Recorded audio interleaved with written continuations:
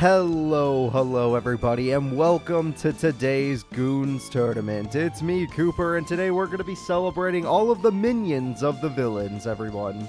So yes, everyone's got, all of these villains have a bunch of minions with them. Some of them have less than others, but, you know, we decided that today's the day that we're going to celebrate them, and we're going to see which of them is the strongest of the strong. Which minion stands above the top, and which group of minions is the best. Welcome everybody, and I hope you have a lot of fun today. Hello Nightshroud, nice to see ya. Thanks for coming. Just give me a little bit of time and then I'll be all ready to start. Welcome Roncor, good to see you. Welcome Niyashigai, good to see you. Everybody's showing up, that's all good. Alright, yes, we'll be starting this stream very soon. I'm just getting everything set up. Hey, what's up, Amir, Dual Madness, Frankie, and Mohammed? I'm very happy to have you all here. Welcome. Let me go ahead, get a few things set up, getting this ready to go. I'm pretty excited for today's tournament. We're going to see who's the strongest of all the villains. Thank you, my little cousin. I appreciate that. Sup, Random Gamer? What's up, Random Gamer? What's up, everybody? Alright. Post this. Wow, I've ignored my Discord today because there's actually comments here. What the heck? Alright. Yeah, I'll get to that later. It's not my... I don't feel like getting to it. So, hello, everybody. Welcome. Joey is the best goon? Oh, that's funny. You know, when Joey was possessed by Merrick, I guess that did kind of make him a goon, huh? That's basically how Bandit Keith became a goon and all the others. Yeah. It makes sense. But I'll let you all see who's going to be appearing in today's tournament soon. Right now, I'm just letting people, you know, get over here, get ready. I hope you guys are ready. I love you too, cousin. I hope you guys are ready. Welcome, Corpse King. Very good. Let me go ahead and get the bracket ready. The bracket's already set up. I have it waiting in the background for you guys to see. Out of curiosity, do you guys tell me? Why don't you guys tell me your favorite characters? Now that you think of as goons, are there any new characters today? There are going to be 2 characters today that are new. Characters we have not seen yet that have new decks. So that should be a good time. There will be 2 new characters showing up in the Goons tournament. So, anybody else? Let's see. You gotta see the list? Okay. Well, let's just think about old school Goons right now. Old school Goons, like somebody just mentioned, Crump. Crump is part of the Big 5. The Big 5 will be making an appearance. Seeker in Strings and Arcana. That's right, that is part of the Rare Hunters. The Rare Hunters will be making an appearance. That's right. What other goons are out there? Well, the person on the screen, we have the Dark Signers. We have Kalin here, so there you go. The Dark Signers will be in this tournament. Bones? Funny enough, Bones is a goon, but he's a goon of a goon, basically. He is literally just like... Oh, and by the way, Bones is not part of a group. He's part of the Bandit Keith crew. And he's just one guy. It's really sad. Bandit Keith is also a goon, yes, because he's part of Merrick's thing. Because Merrick did possess him and make him one of his minions, which is pretty funny. So yeah, everyone usually has a group of goons. Bones is by himself. Bones is the one goon from Bandit Keith's crew from Duel's Kingdom. Bakura, I'm afraid Bakura will not be in this tournament, no.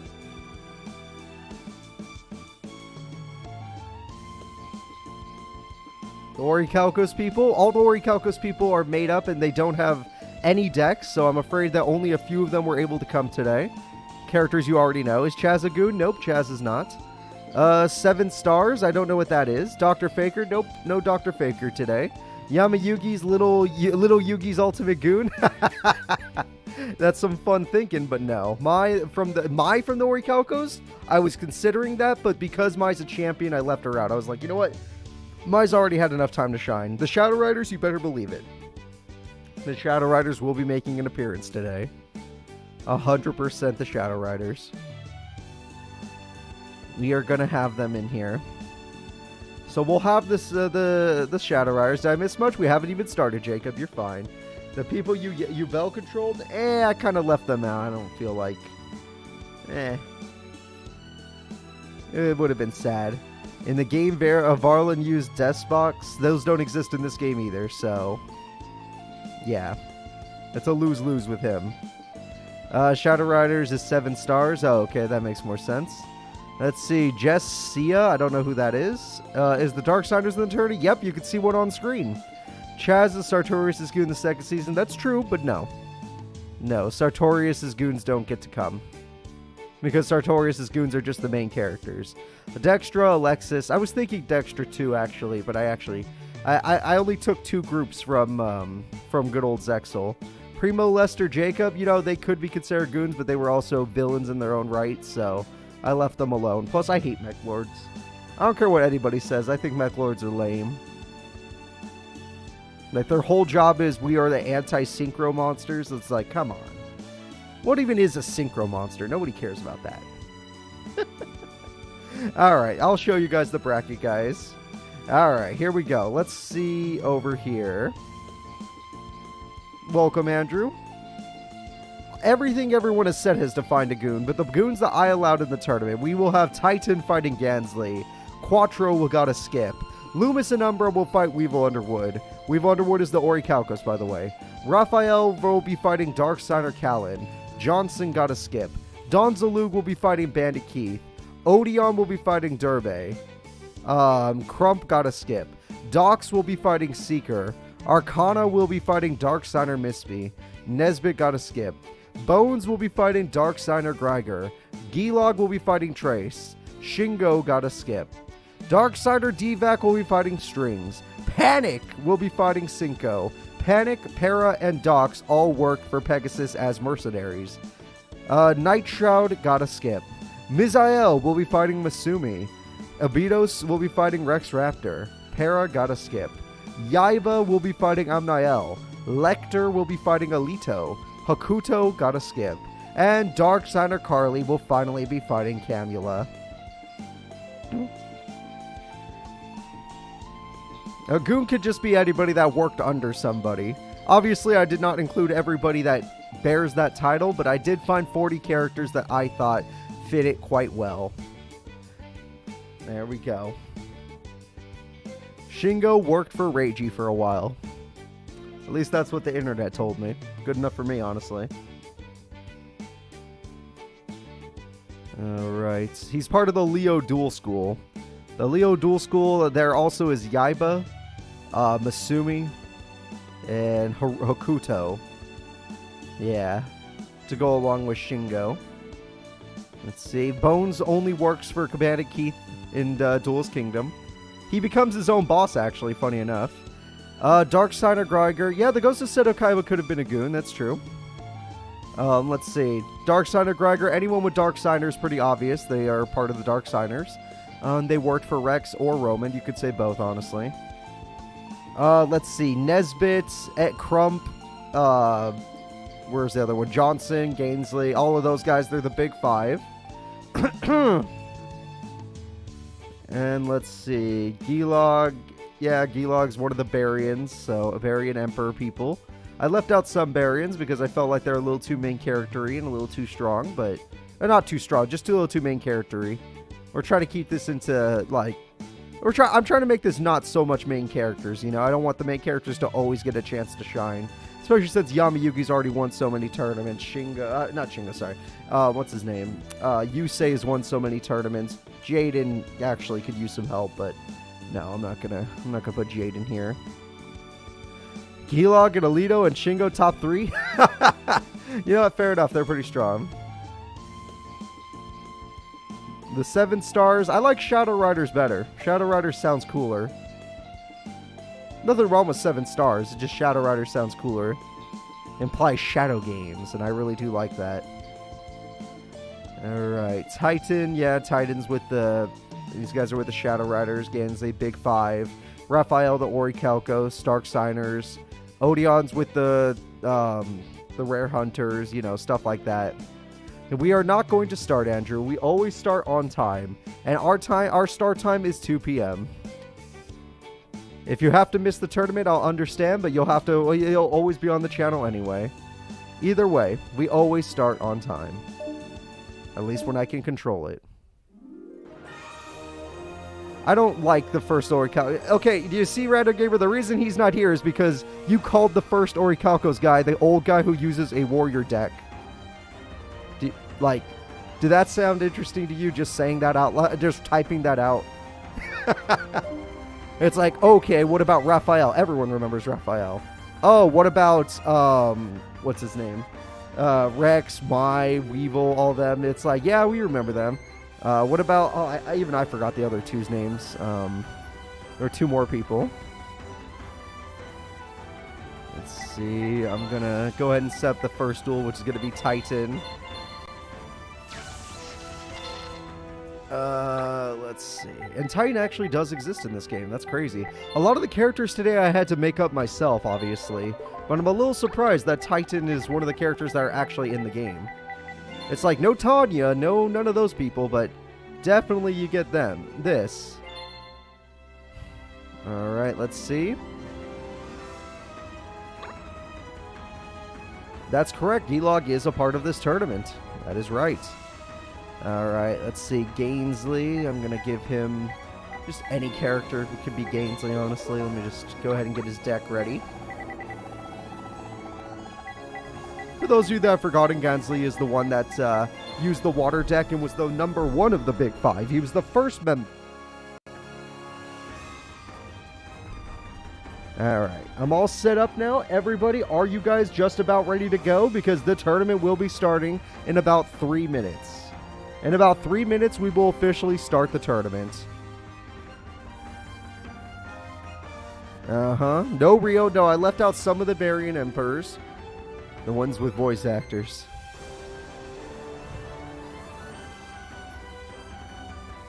Unless Turtle Hat? What does Turtle Hat mean? The Orichalco's warrior old guy is Gurimo. The fact that I don't even know that nobody remembered his name other than Nightshroud, which maybe Nightshroud even had to look it up. Yeah, no one cares about Gurimo. Like, literally no one. Alright. Let's see. Titan, Gainsley, Quattro, Loomis. Yeah, I'm getting ready for them. I don't know who... you knew his name, Corpse King? Okay, Gurimo. Everyone remembers the legendary Gurimo. Even the name just sounds... like, maybe if it was Karibo. See, that's a better name. But his name is Gurimo. That's just... It doesn't work for me. Like, literally, that just doesn't sound right. Don't expect him in any tournaments. I don't like him just by that. Let's see. Hey, he did have a god card. Well, so does Seto Kaiba. Do you ever see him summon it? And the people that do summon their god cards, do they seem to win? Because usually when they summon a god, that means they're going to lose. Basically no chance at winning. I think Odion will lose right away. Remember, Yu-Gi-Oh! AIs are bad with traps. That's true, they are kind of bad with traps, but we'll see. Bandit Keith, he'll win. Well, we could all be dreamers. That's good. I'm glad there are more dreamers here. You've seen him summon it, and then he decked out against... Exactly. When we see people summon gods, that usually means they're about to lose.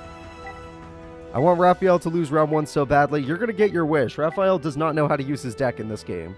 They did not program the AI to understand how to use... what are those cards called? Guardian cards, I think.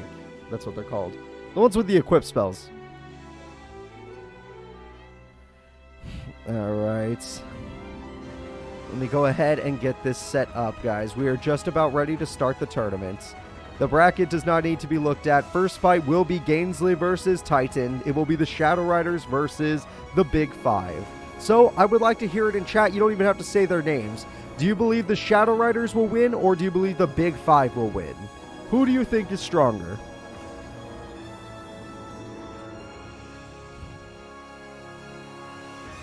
Let me see here. That's good. Shadow Riders, Titan, the Big Five, Shadow Riders, overall Shadow Riders.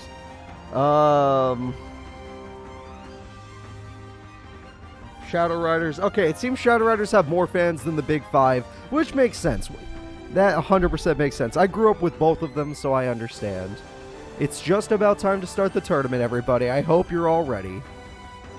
What about Onion, Kagemaru, and Merrick? What are you talking about? Odion is in the tournament because he is a goon. Kagemaru is not a goon, and Merrick is not a goon. Do you make the decks yourself? I make them off of what the Yugipedia says, basically. Alright. Here we go, everyone. Let me get my voice ready for today, because I know I'm going to need it. Here we go. Shadow Riders versus Big Five. Gainsley versus Arc. versus Titan. Which is basically going to be Archfiends versus Water Monsters. Because, you know, early Yu-Gi-Oh! Did not really have archetypes. It was mostly just that. And here we go, everybody. The first duel of the tournament. It's going to be Shadow Riders versus Big Five. Gainsley versus Titan. Don't worry, the face will appear. I have less time now to do it. Alright, look, there he is. He's deep sea. Alright, he's that one warrior water monster. That's level 5 for, like, no reason. Alright, we're going to start the duel with Graceful Charity, throwing away 2 normal water monsters and setting those cards. Very nice. Next, we're going to have Titan come in, and Titan's going to play Vilepon Archfiend. Vilepon Archfiend's going after the Yomi ship, which is not a card you want to kill anyway. Alright, let's see what we got. Now we have Monster Reborn to bring back High Tide Gyojin. High Tide Gyojin's a decent beater, and we have Call the Haunted for Melka the Four-Faced Beast. Umi will power up most of the monsters, and the final card in hand was an equip spell, so they're going all in. And all in was the right play, because Titan doesn't seem to have an answer to this all in. Why is it so fast? Because I upgraded it to 60 frames a second instead of lag. So it's not going to lag anymore. Alright. I basically upgraded my setup for that. And he wasted his Yomi ship, not realizing the monster would have died anyway. Here comes Shadow Knight Archfiend, an actual decent monster. Melka the Four-Faced Beast is screwed. Now let's see what we got here. We have High Tide Gyojin able to defeat Shadow Knight thanks to the equip spell. And it's doing pretty good. Mahavela would really actually help out his deck, wouldn't it? Although I think Mahavela would help out everybody's deck. Pandemonium now kicks in, which is a card that's pretty important for the freaking Archfiend cards, but I feel like Titan is in a big bad situation, especially when he's got Space Mambo coming after him. And that Space Mambo goes directly in, including a Wall of Illusion. It looks like Titan of the Shadow Riders is going to be the first to lose, everybody. Those of you that thought the Shadow Riders would win, it's not a good sign right now. And it looks like he has no traps to top deck. There we go. And there it is. The first winner will be Gainsley of the Shadow Riders. Not bad. Not bad. Let's go ahead and pull him back. Now let's get this open. So everybody, our first winner will be the Big Five, everybody. There is Destiny Draw on. He didn't get it because he already used it. Remember, I didn't actually make the Titan deck. That's one of the things the AI makes for him, so that deck will most likely have the trap card Archfiend's Roar or something as the or was it Pandemonium as the Destiny. So let's go ahead and set up the next duel, which will be Raphael of the Orichalcos versus Darksider Kalin of the Darksiders, obviously.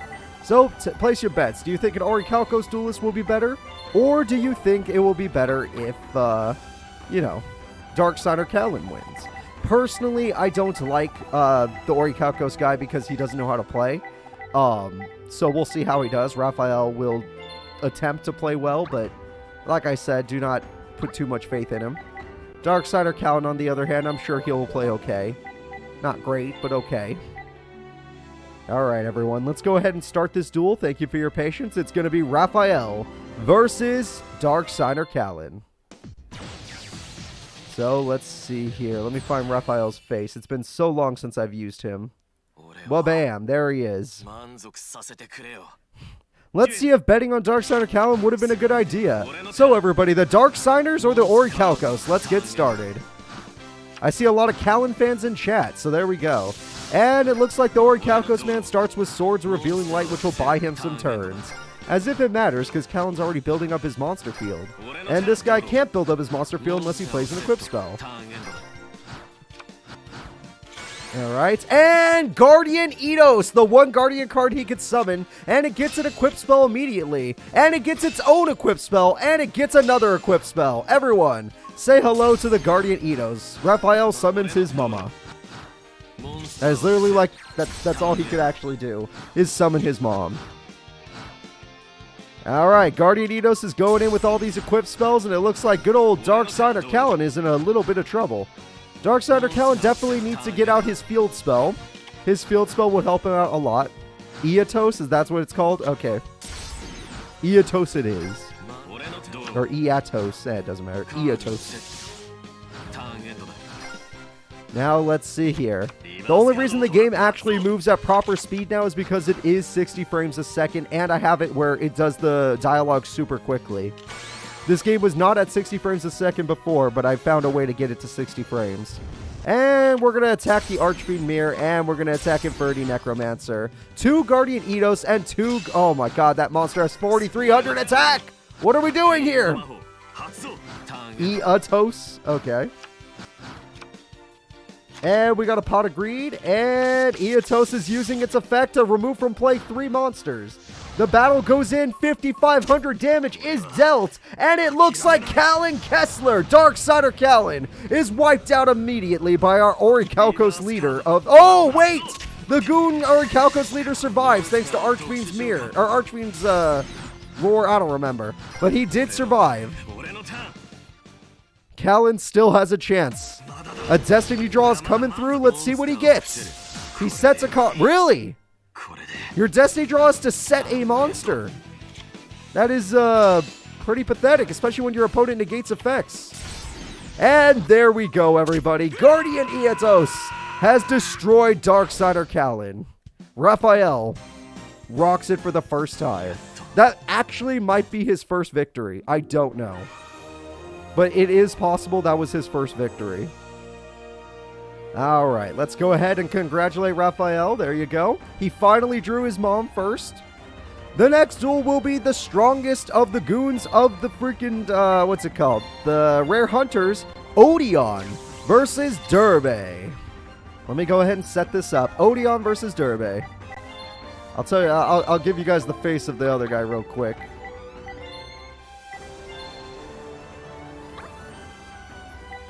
Alright, let's see. I believe Durbe was one of those Zexal people, right? Yeah, Durbe's one of the Barians. Got it.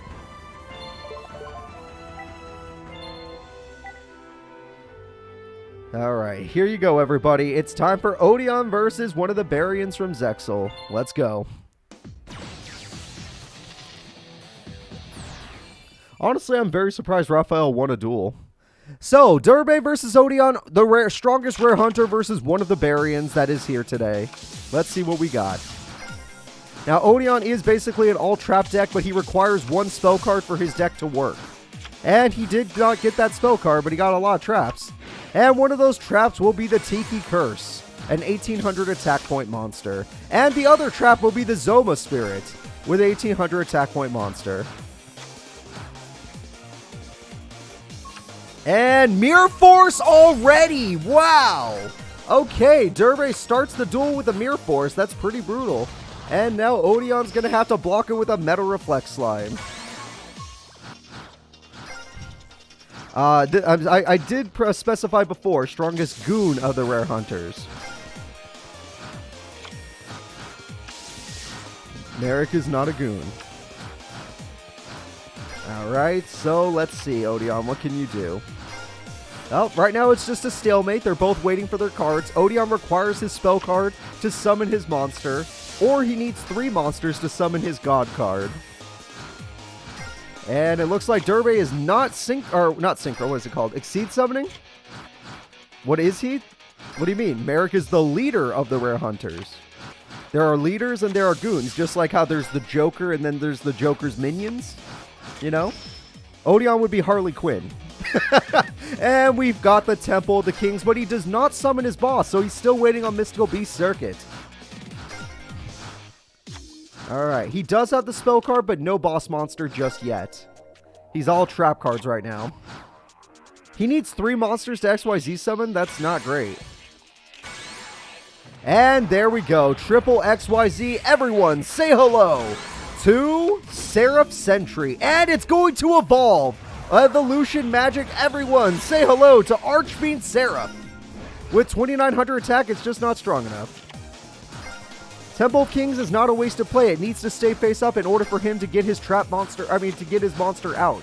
Granted, it's not doing anything, but I only could assume that's because he doesn't have a monster. He's waiting on it. Honestly, he could use Temple of Kings every turn if he wanted to, too. I know, I'm honestly surprised this guy had a Mirror Force. We rarely see him duel. And you know me, I don't actually touch the Zexal decks. That deck is completely the way the game has it. Alright, he threw away his rank up magic. What is this stalemate we're in? Odion, what's going on here? You got Meta Reflex Slime and that's great, but this monster needs to be killed. He drew the rank up magic card but could not activate it because he filled up his spell and trap card zone. Honestly, it looks like Durbe kind of screwed himself. Alright, I will do, if you guys want, I know it looks like it's fast forward, but I can fast forward the duel. If 5 people ask me to fast forward the duel, I will. And trust me, this is not fast forward. It goes faster than this. Alright. I got 2 fast forwards, 3 faster! Faster! The face down cards are beckoning. Smear Force. He has 2. Wow. His second deck has 2 Mirror Forces. That's crazy. Well, welcome, Robert. All right, faster it is. Here we go. Oh, wait. Hold up. Something happened. I was about to go faster, but something happened, guys. I'm sorry. And we have the Tiki Soul, which I think baits the monster into attacking it. No, it doesn't. Okay. Well, just like that, I'm not going to speed it up anymore because this duel could be closer to over now.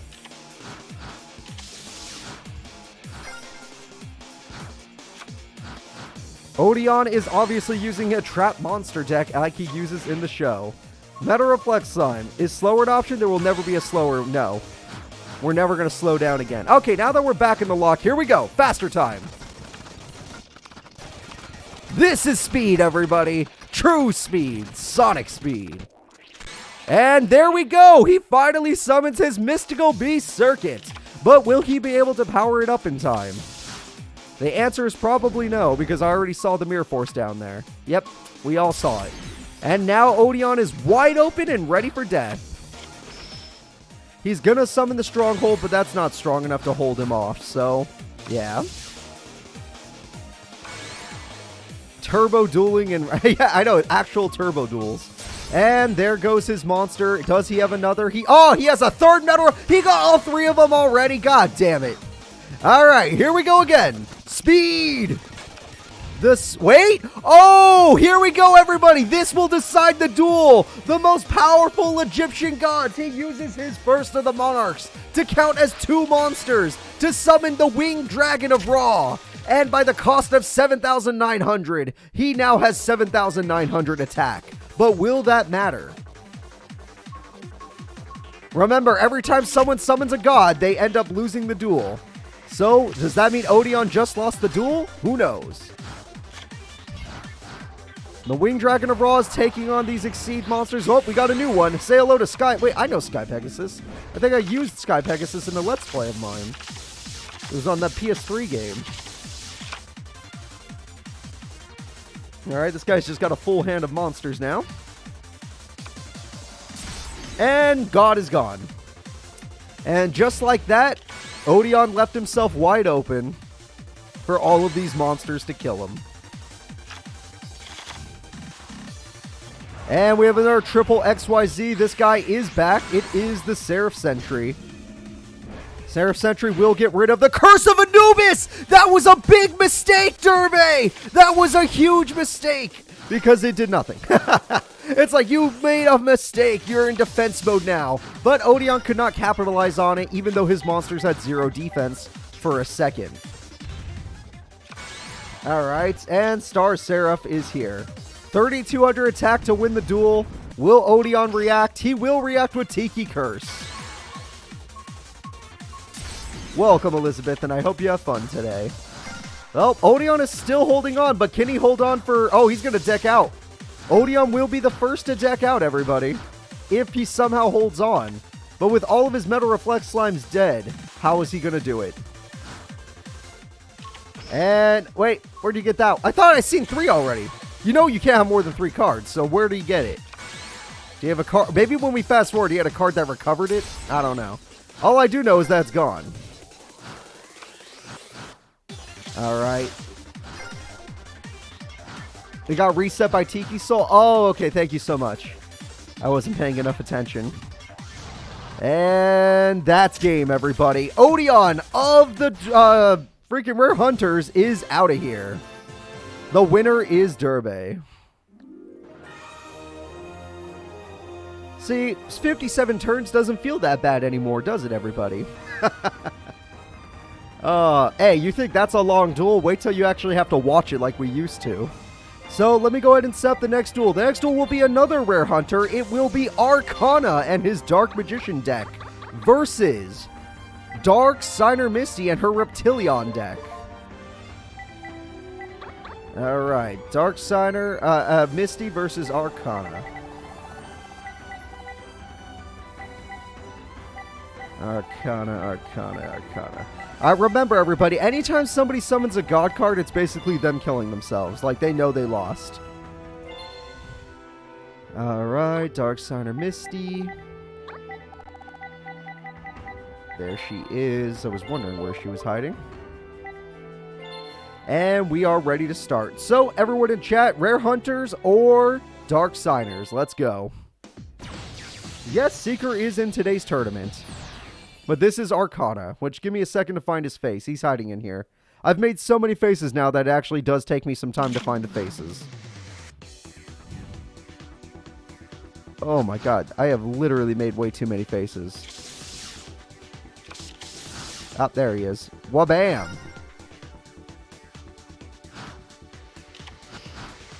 I also like Red Dark Magician quite a bit. He's going after, but Reptilian Garda has protected her. A 2,000 defense point monster is pretty good.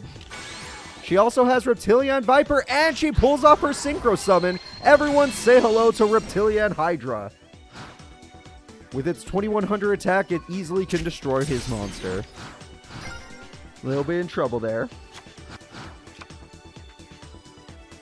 And Dark Magic carding will bring out his legendary monster, the strongest card in his deck. The Red Dark Magician is here, and it will easily destroy the Synchro monster. There you go, everybody. Her Synchro may be gone, but if she gets her field spell, she might find a way to bring out her ultimate monster. This is an Arc 5 special mod. Yes, it is. 100%. And Apprentice Magician dies, which brings out Old Vindictive. And that monster is willing to crash, which why? It brings him to 0 attack. That's a huge loss. Oh no, this is a mod. Like, I had to mod it to 60 frames per second. It wasn't me modding, obviously. Someone else did, but still. And Monster Reborn will take that. And it is a texture pack for the cards. And the faces. There we go. He took her Reptilian Hydra. He still has his Dark Magician. But his Dark Magician is super weak now.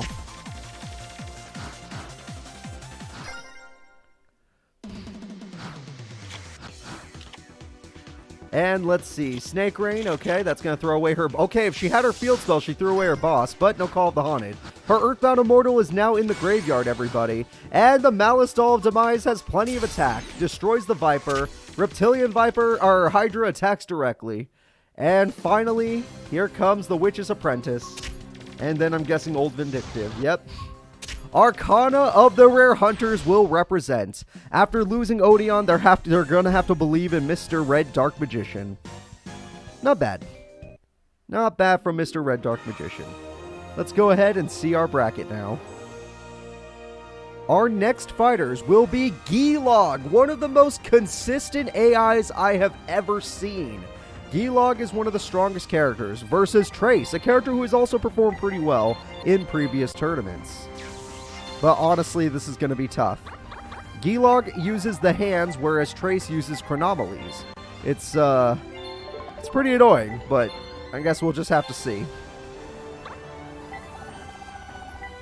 I always liked Gilag's deck, though. I thought it was very funny.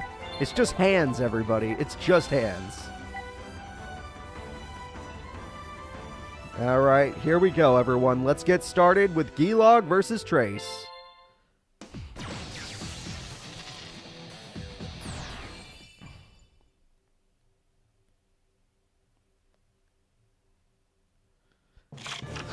Alright, here we go. You have a great day at work, Random Gamer. And we're going to start off with Chronomaly Pyramid Eye Tablet, which is a buffing card. And his monsters have already special summoned each other, and that's a huge buff. It's like Solidarity. And Fire Hand pops the monster and summons Ice Hand. Yep, the hands are very annoying to deal with. Gilag is pretty good at handling himself. Mystic Tomato comes through to summon his Giant Hand, which is not strong enough to defeat the opponent. However, he does have the rank up magic. Everybody, this is the strongest card in his deck. This is the boss monster. It's time for Chaos Hand. We like to nickname him Crazy Hand. Yu-Gi-Oh! Attack Force 1 was a lot of fun. The beginning of Destiny series. Good times. And he counters his effect, so yeah, that's no good for him. And Trap Tricks comes on through, and his Chaos Hand is making him very strong. I did not know which hand was which hand, Roncore. That's interesting. And the field spell is negated for this turn only, but it will be back next turn. Supply Squad will be negated, so the Chaos Hand no longer can negate cards, which means he needs to win right now. And I think he just did. Everybody, Gilag destroys Trace in 7 turns. That's it. Just like that, Gilag is your winner. Of course, he's super strong. I don't know why he's never won a world tournament. To be honest, I have no idea why. He is one of the strongest characters to ever appear in our tournaments. And he's never won a world tournament. He's never won a freaking, 90 character tournament or more. It's kind of crazy to me. Alright, the next duel will be Panic, one of Pegasus's mercenaries, versus Cinco. I believe Panic is about to die in front of us. I'm not even joking about that one. I honestly think we're about to watch a death.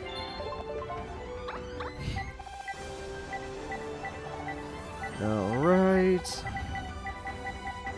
Panic. There he is. And yes, Panic being matched up with a Zexal character, it just isn't fair. Like, guy who uses King of Yami Makai unironically versus guy who uses, something called Dyson Sphere or something? I don't remember. I've seen him summon it once, but either way. Here we go, everybody. Panic versus Cinco. I'm going to find Panic's face real quick. There we go. Seeker is still in the tournament. He has not fought yet. Remember, the tournament just started. Nothing's actually happened yet. Deep Space Cruiser 9 is here. We have Fisher to destroy the Deep Space Cruiser. And now he summons the Dark Titan of Terror, a card that was a card that shouldn't be here. And the opponent has a really strong flip effect monster, so not good for him. Cinco seems to have a brick though, so we'll see what happens. Gimmick Puppet Guy is Quattro. Panic seems to have a tribute set monster. That should be something.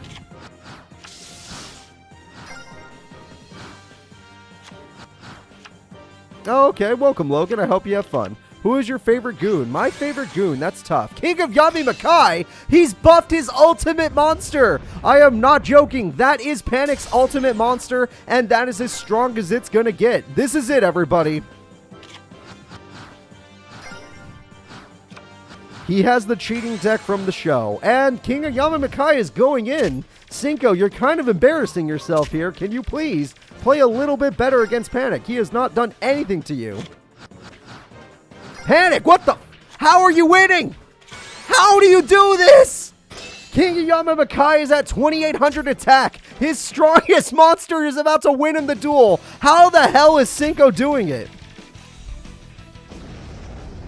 And Panic, oh my god, he defies all expectations again. And he destroys a Zexal character, thanks to his King of Yami Makai. I'm glad that this isn't streamed on my Twitch channel, because people would be so pissed right now. If this was on Twitch, people would have lost money, and it would have been sad. Well, not real money, but fake money, and it would have been sad, just super sad. And Panic will move on to fight Nightshroud, one of the strongest Shadow Riders. The next fight will be Abidos III versus Rex Raptor of the Orichalcos. Abidos is one of the Shadow Riders. Rex Raptor will be representing the Orichalcos today. Alright.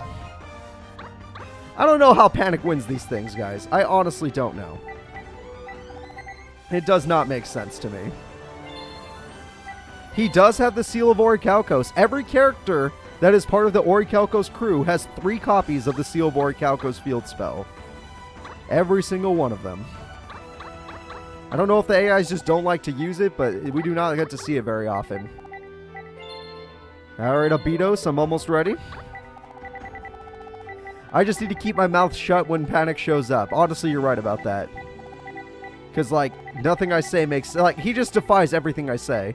It's like, no, Panic's not going to be his Exo character, and he beats his Exo character.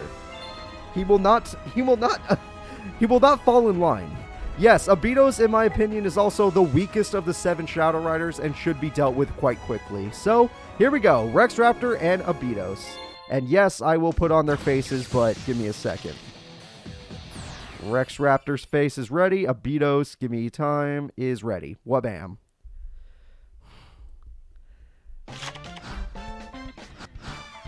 Alright. Abidos starts the duel by a basic set. Makes sense. Rex Raptor starts by digging for fossils and finds his crawling dragon. He summons his ace monster, the 2-headed King Rex, and breaks through the Wandering Doom. Pretty good start from Rex. Abidos already has a bad start because he needs his trap card immediately for his deck to have a chance. And MST pops the first sarcophagus! Without his trap... He has more copies, but without his trap cards, Rex Raptor is going to wreck his opponent. And he summons the Crawling Dragon number 2 so that they can both break through the opponents. Rex Raptor is making mincemeat out of his opponent right now. Abidos is in trouble. Abidos the Pharaoh was a... No, Abidos the Pharaoh was a Shadow Rider. Shadow Rider. And Tri-Rite will special summon 3 monsters as if it matters. He really needs... well, that field spell actually might help him. And Clown Zombie is stronger than the Ace Monster. Rex Raptor's 2-headed King Rex will not die because survival of the fittest kicks in. And now the Ace Monster rocks 2600 attack. It looked like a small comeback was coming, but no. Pot agreed. Here we go. And we have ourselves a Balloon Lizard unironically in attack mode. His Ace Monster is 2-headed King Rex. He did not use Red Eyes in the first duel. His first duel was against Weevil. And he doesn't own Red Eyes anymore. Hey, Seal of Orichalcos, here we go, everybody. And 2 of his Ace Monsters back to back. A 3100 attack point 2-headed King Rex will go on through and rip apart Abidos III. Rex Raptor and the Orichalcos will move forward yet again. That means the Orichalcos have not had a single loss yet. Whereas the Shadow Riders, I think, have lost every duel. That is not good. Not good if you're a Shadow Riders fan. Alright, let's go ahead and get this set up. Rex Raptor is our winner. The next fight will be Lecter of the Big 5 versus Alito, one of the strongest characters in our tournaments with his Battle in Boxers. Alito was the victor of the 180 character AI tournament. And he's here today to just take out some random loser named Lecter. Honestly, if he can't beat Lecter like the way the Cinco couldn't beat freaking Panic, I will be very upset today. Alito is a champion. A big champion. He won a huge tournament. Alright. And let's go ahead and start this duel, everybody. Lecter versus Alito. Let's go. Alito. Lecter. Give me time to find Lecter. He's hiding in here. What tournament did I include him in? Does anyone remember when I included Lecter? Alright, there he is. Yep, I found him. Alright. Lecter starts the duel with Fire Princess and goes after the Battling Boxer counterpunch, and then plays 2 trap cards. And he plays Life Absorbing Machine, which does help him out. Alito, did you just spend a Dark Hole on 1 Fire Princess? Did he just, okay! Imperial Order, no more spells in this duel. Lecter plays his legendary Imperial Order that he used on, I believe it was Seto Kaiba, and he does not decide to keep it, and he summons Jinzo! Lecter has summoned himself! That is a big, big deal. Jinzo is a huge deal. Lecter is one of the big 5, which is a goon to, what's his name? Gozaburo Kaiba, and technically Noah. And Battling Boxer Switch Hitter is going in. He obviously knows he has a strategy. And thanks to Counterpunch in the Grave, he takes out the legendary Jinzo. And Lecter is now in trouble. Alright, not too bad, not too bad.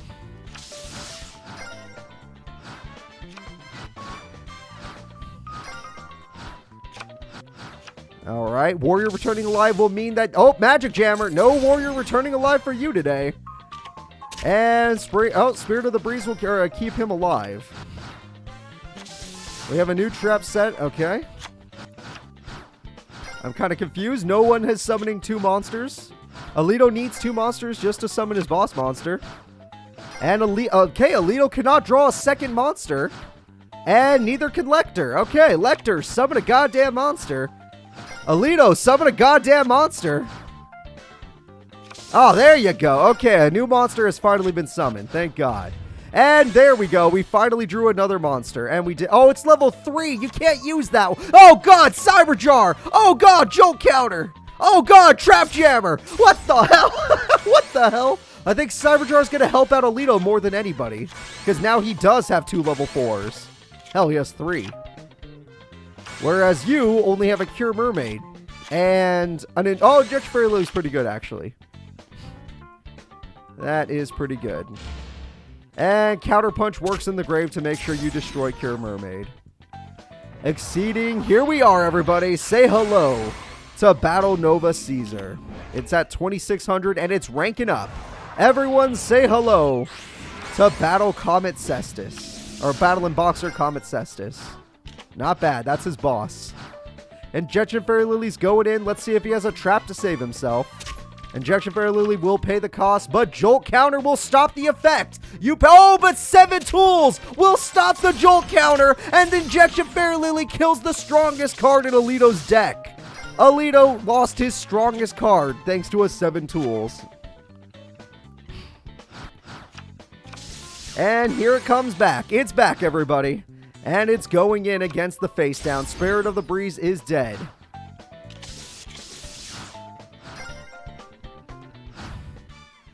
Alright, he has Satellite Cannon. It's probably in his goddamn hand, but he's using an Injection Fairy Lily instead. And he heals thanks to this card after paying for Injection Fairy Lily. And he's going to Monster Reborn. What card he chooses? I would have chose... no, actually, Jinzo wouldn't help you in this case.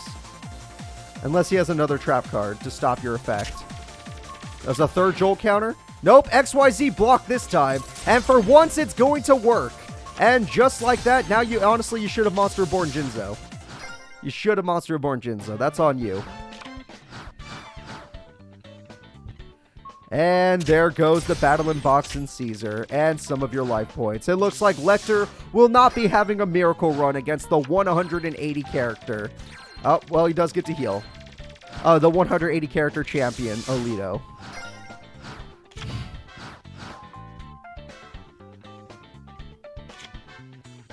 Reinforcements of the army, there you go.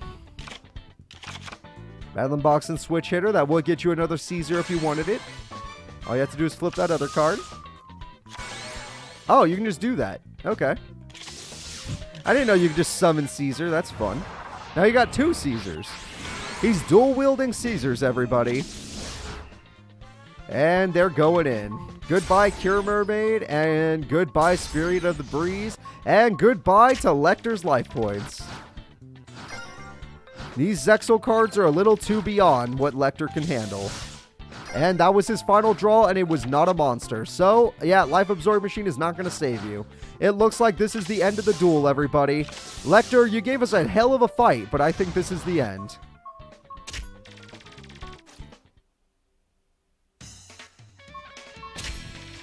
And just like that, the winner is Alito, which should have been to nobody's surprise, but honestly, I was very impressed with the duel.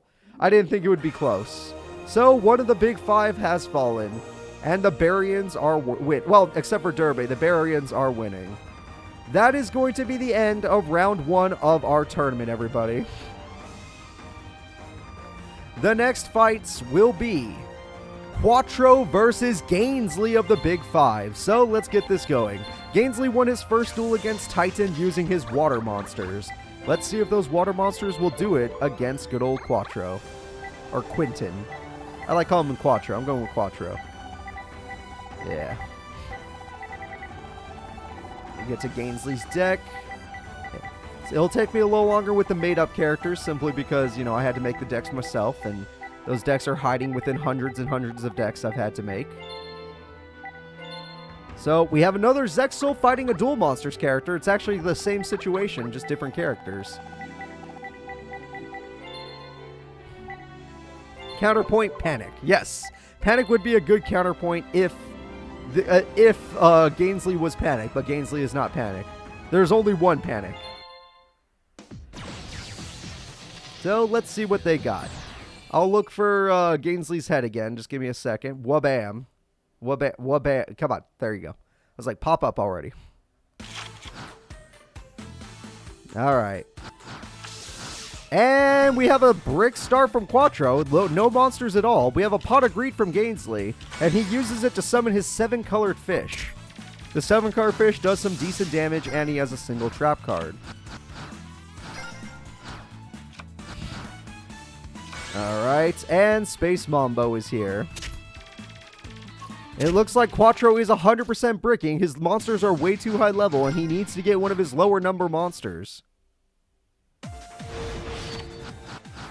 And his Destiny draw is a Destiny Brick, and it looks like Gainsley will be redeeming the Big Five by taking out one of the members that took him out.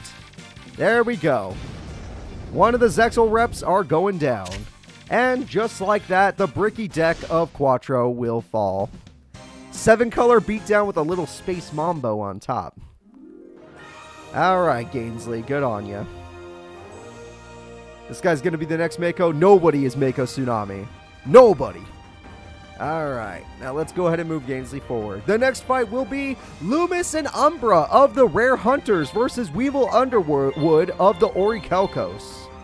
Loomis and Umbra versus Weevil Underwood. It is DM versus DM, but they are from different branches of villainy. Alright, let's see. Loomis and Umbra, I made your deck not too long ago. I mean, a long time ago now, but you're deck number 81. Okay, not bad. I was able to find you. And Weevil Underwood, where are you hiding? I have found Weevil Underwood, everybody.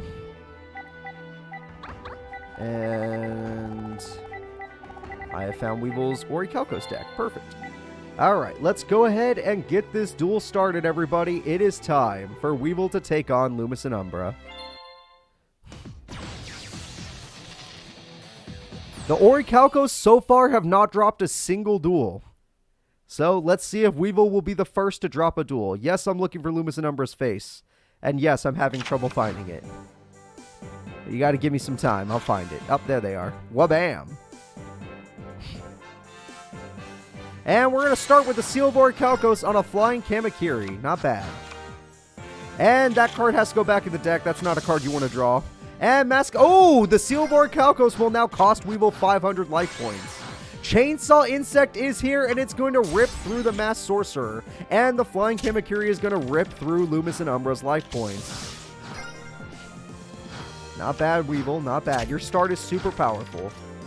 Loomis and Umbra might have some burn. Ooh! The Mask of Brutality! Or no, that's the Accursed. Mask of the Accursed. That monster is now locked down. It's basically a Nightmare Wheel in spell card form. So now Weevil will be burning yet again, but now it's 1,000 life points every turn. Alright, we have a set. Okay. Weevil now summons his Howling Insect. The Seal of Orichalco's buffing all of his monsters by 500 is super busted. Hey! A natural Mirror Force, everybody!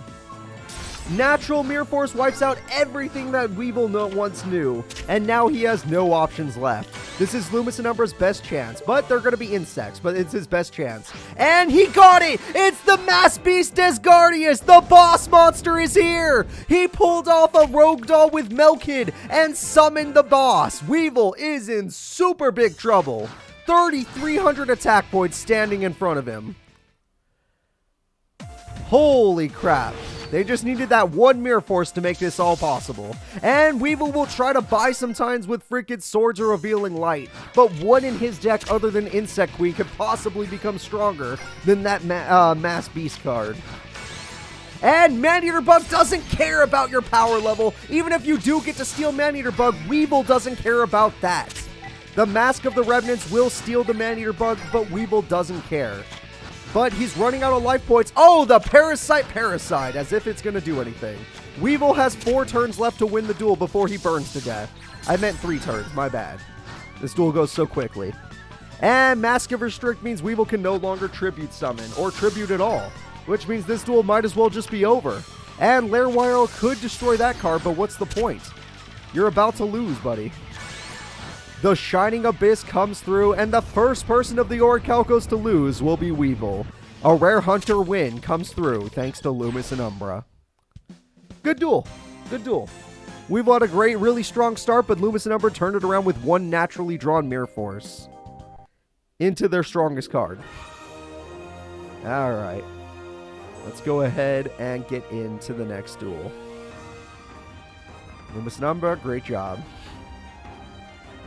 The next duel will be one of the Big Five, Johnson. I believe he is a new Big Five member that I just recently made for this tournament. This guy has never been seen before in any of my tournaments. So, everyone wish Johnson luck in his first duel.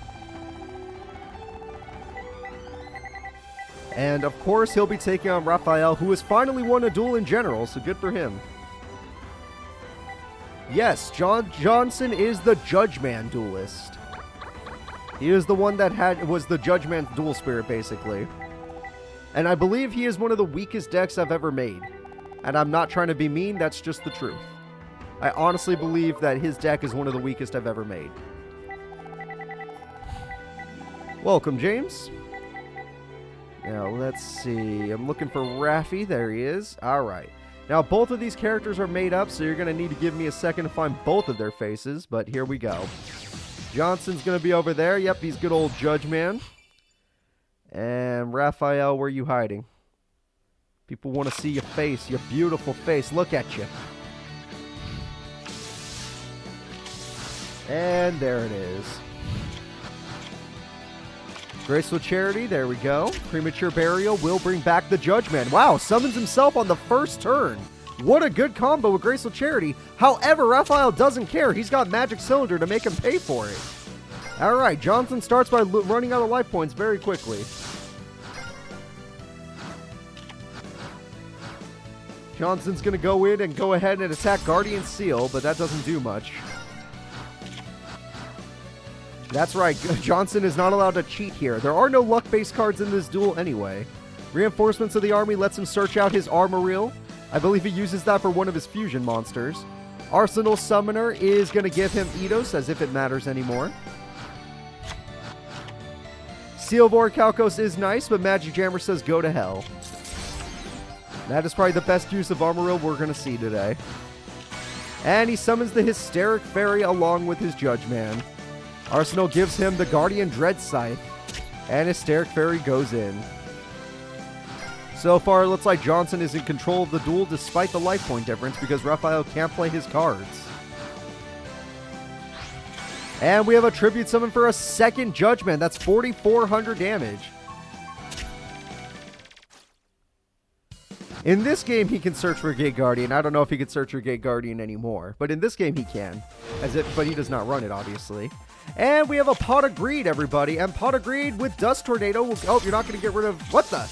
You targeted... You hit that over getting rid of a Judge Man? Really? You could have knocked out one of the monsters that was giving you so much trouble, but instead you chose death. And death has found you. The winner is good old-fashioned Johnson. However, that first duel was a cheat because honestly, Raphael was not supposed to win his first duel either. Like, that was kind of weird. But either way, Johnson, you get to move forward. The big five have a lot to show off with now. Alright, here you guys go. Let's take a look. The big five have gotten 2 members into the next round. That's pretty good. 2 of the 5. The next fighters will be Don Zaloog versus Bandit Keith. Bandit Keith is here as a goon for the Rare Hunters. And Don Zaloog is one of the 7 Shadow Riders. So let's go ahead and find good old Donnie. Oh yeah, Donnie doesn't exist, so I'm going to have to give him a fake character. As I always do. Alright. As you can hear by that noise, it's taking me a long time to get down to Don Zaloog's deck.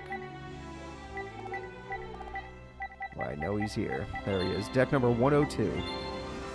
And then Bandit Keith, your deck's very easy to find because you're one of the first characters I controlled. Bandit Keith will be played by Ken Yu. Which, by the way, I have exciting news.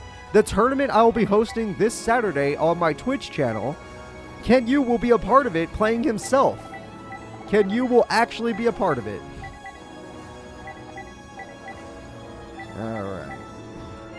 I'm all ready to start the duel, everybody. Let's go ahead and get it going. Bandit Keith versus Don Zaloog. I'm going to get Don Zaloog's face already on there. I'm going to go find Bandit Keith as quickly as possible.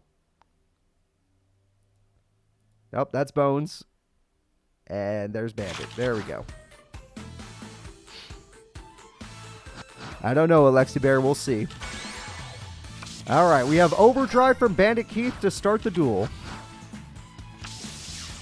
And we're just going to have a set pass from Don Zaloog. And we have Twin Barrel Dragon, and it failed. And Golem Sentry will defend them, but Metalmorph prevents the defense, and he's dead. And Overdrive will overrun his opponent. Just like that, Don Zaloog of the 7 Shadow Riders is in a bit of trouble, but this is one of the weakest of the Shadow Riders. The only one weaker is Abidos III. And Bandit Keith used to be a boss. In fact, he's the leader of Bones. And just Bones. Wow, you had Mirror Force. Okay, Bandit Keith loses everything, but has swords to buy himself some time. As long as he has that swords, he can rebuild his field, but he might draw a bunch of bricks because his deck's all high-level monsters. Heavy Storm! Uh-oh! Don Zaloog got his card, and he can special summon the card in his hand. Oh, God! That is really bad. It looks like Bandit Keith is going to be left to top decking because he's about to lose his hand. Barrel Dragon is gone. And there goes cards on the top of your card. Nope, it's gone. Don Zaloog with 1 Heavy Storm is turning this around. Hey, there wasn't supposed to be a 7 completed in your deck. That was supposed to be up your sleeve. Alright, and just like that, this duel is as good as over. Here comes the attack, and the attack is not going to be good, but he kept Golem Sentry. Really good play from Don Zaloog to make sure he still had a monster. And Bandit Keith is bricked anyway, so it doesn't even matter. We have Gorg the Strong, the strongest card in Don Zaloog's deck. I am not joking. The strongest card in Don Zaloog's deck comes through at 1800 attack and hurts good old Bandit Keith by quite a lot. Bandit Keith needs to find a card to get him back into the duel, but he does not find a monster, which means it looks like it's over. It looks like Don Zaloog, one of the weakest Shadow Riders, will take a Bandit Keith out, the first of the Rare Hunters to fight Yugi. However, the card he top decked was Sakuretsu Arbor. He's still in the duel. However, Dark Scorpion Burglars are staring him down. Hold up. Terraforming might not matter when you don't have life points, sir. Yet you still play it, and you have a monster that only requires 1 card. With those only 1,000, it's the Blowback Dragon. It pops the Burglars, and he's turning this duel around. Don Zaloog has to take out freaking Blowback Dragon. He could set a monster and a trap. Okay, he has a trap. Bandit Keith uses his effect and gets rid of the monster, tributes his monster to use it again and gets rid of the trap and attacks him directly. He was successful with both coin flips and he manages to get rid of the opponent's monsters. And trap card. Alright, let's see what else he's got. He's going for it again. It fails for once. Will that failure be the end of the duel? Here we go. If it's like Magic Cylinder, it could be the end. It was nothing! Bandit Keith with a clutch-ass comeback takes out another member of the Shadow Riders and saves himself. Just like that, the Bandit is back. Not bad, Bandit Keith, not bad. Keeping yourself in the duel just like that. It was pretty clutch. The next duel will be another member of the Big Five, everybody. It's going to be Crump versus Durbe. Crump is the Penguin Man, and he will be taking on Durbe, which, honestly, we'll see how that goes. Crump will be played by Rio, since she actually does use penguins. Alright, so Zexal versus Dual Monsters. We'll see how this goes. The Barians have been doing very good in this tournament, so I'm sure they'll continue to do well. Here we go. Barian versus Crump. Crump can't stop, taking over people's bodies. Just pretend he's Rio right now while I find his face. Alright, Crump is here, everybody. And Durbe starts the duel with a field spell and a set. So wow, lots of sets. Okay. And Crump will start the duel with his own field spell and summons the giant red sea snake, a card he actually did use in the show. But that sea snake loses all of its attack points thanks to that forbidden card. And that Star Seraph has 3,200 attack and puts Crump in a terrible situation. And goodbye to your sea snake. However, Jar Greed will help refill your hand, which you could probably use. The next one is No Penguin. Yeah, penguins are coming out, everybody. And No Penguin rocks a nice 2,100 attack stat.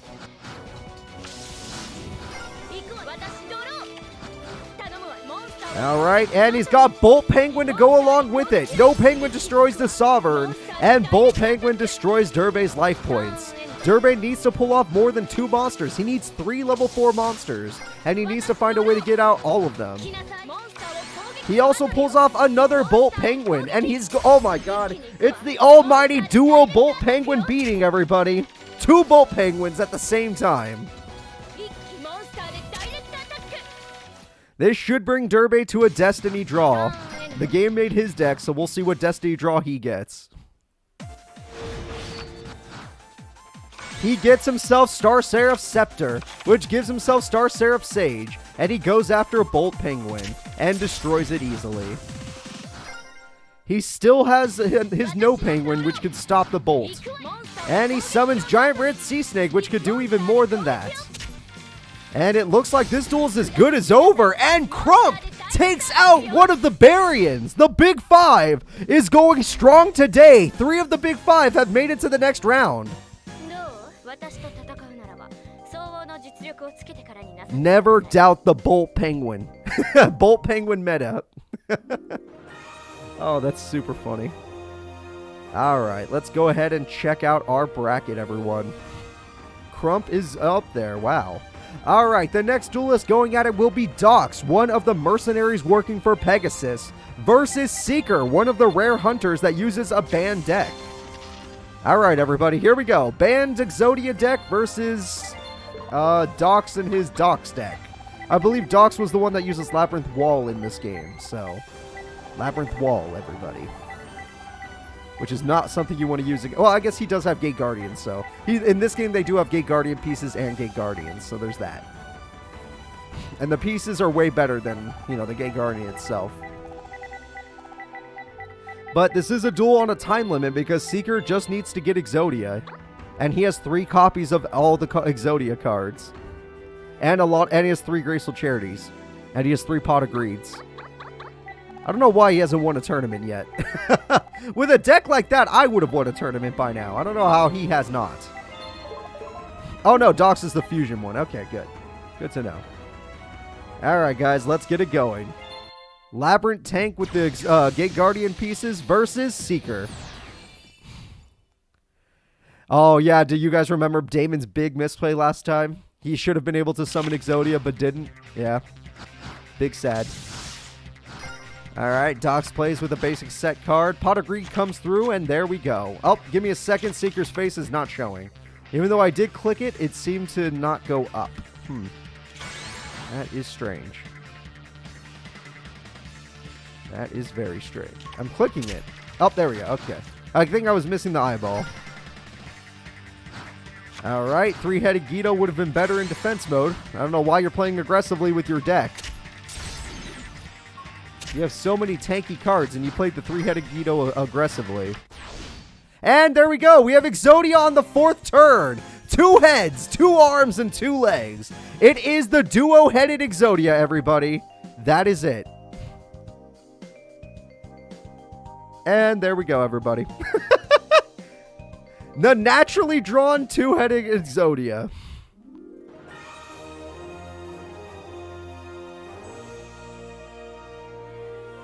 Now, let's go ahead and set up for the next duel. That was very quick. I didn't expect it to be that quick, to be honest. I feel bad for Dox. He never stood a chance.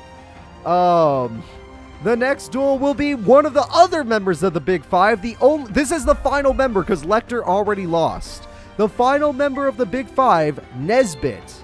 He is also a new character for today's tournament. This is his first time fighting. And he'll be taking on Arcana of the freaking Rare Hunters. Arcana versus Nesbit.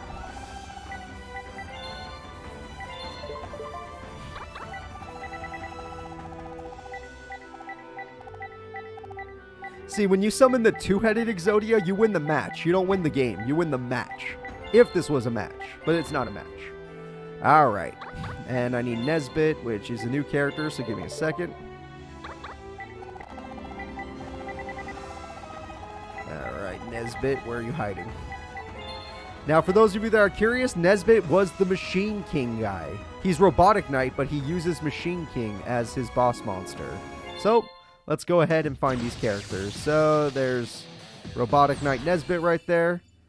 And give me a second for Arcana. Because he's hiding. Wabam. Alright, we're good.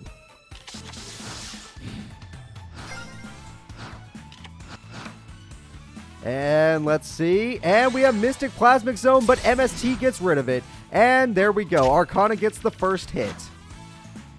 And he's got Ectoplasmer to burn his opponent down a little bit. That only works pretty good if you have Mouse Doll of Destruction, you know. And Monster Board comes through on Witch's Apprentice. Does that mean Nesbit is going to not have... Does Nesbit have no monsters to show off on his first duel? Because that is really pathetic. Did you just Monster Born to do that? Really? Well, your opponent... No! No! Stop it! It's just a Witch's Apprentice! Stop Monster... Okay. For that reason, I accept it, because you're at least summoning Dark Magician. But wait, you can't attack as a tribute to... What are you doing? Both of you, come on! Alright, you play better. Gradius, there we go. It's a monster. Gradius option, there we go. Gradius... Oh, that's why your hand was a brick. There we go. This is a perfect counter to the Ectoplasmer. And he's going in, and he... Why did you give up Gradius? Give up the options! God damn it! These goddamn AIs don't know how to play Yu-Gi-Oh! Holy shit, I'm getting pissed. I'm getting upset. I'm getting upset. Alright, we have Cyber Falcon with Premature Burial to bring back Gradius at least. That's something. That wins him the duel, actually. Alright, and just like that, your winner is the brand new character Nesbit. Arcana has fallen to his own Ectoplasmer. The Rare Hunters seem to be struggling this tournament, not counting Seeker. And Loomis and Umbra. 4 of the Big 5 have made it to top 16. 4 of the Big 5 made it to top 16. That is absolutely crazy to me. Not something I was expecting to say today. The next duel is my buddy Bones and the only goon working under Bandit Keith, who is also a goon who works under somebody in this tournament. And he is the only one. He is not part of a group. He is the only goon that works for him. That's super funny. Versus Dark Signer Gregor and his whale. The Dark Signer whale is one of the better ones. There's a lot of good Dark Signer, Earthbound Immortals, but the whale one is pretty damn good. All right. Plus, Gregor is, I don't remember if he won a tournament or if he got, like, top 2. I think he got second, maybe. I don't remember. It's been a long time. There's been 80 tournaments. I'm allowed to forget some. Pumpkin versus Earthbound Immortal, whatever the whale one is called. Let's go.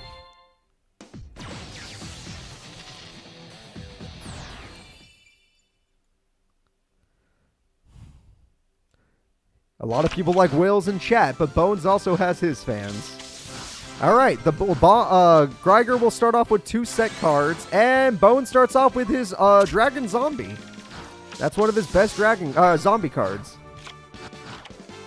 The Monarch Stormforth is the perfect card, and he uses it to tribute his opponent's monster for Time Eater, but Bones has a Bottomless waiting for that situation.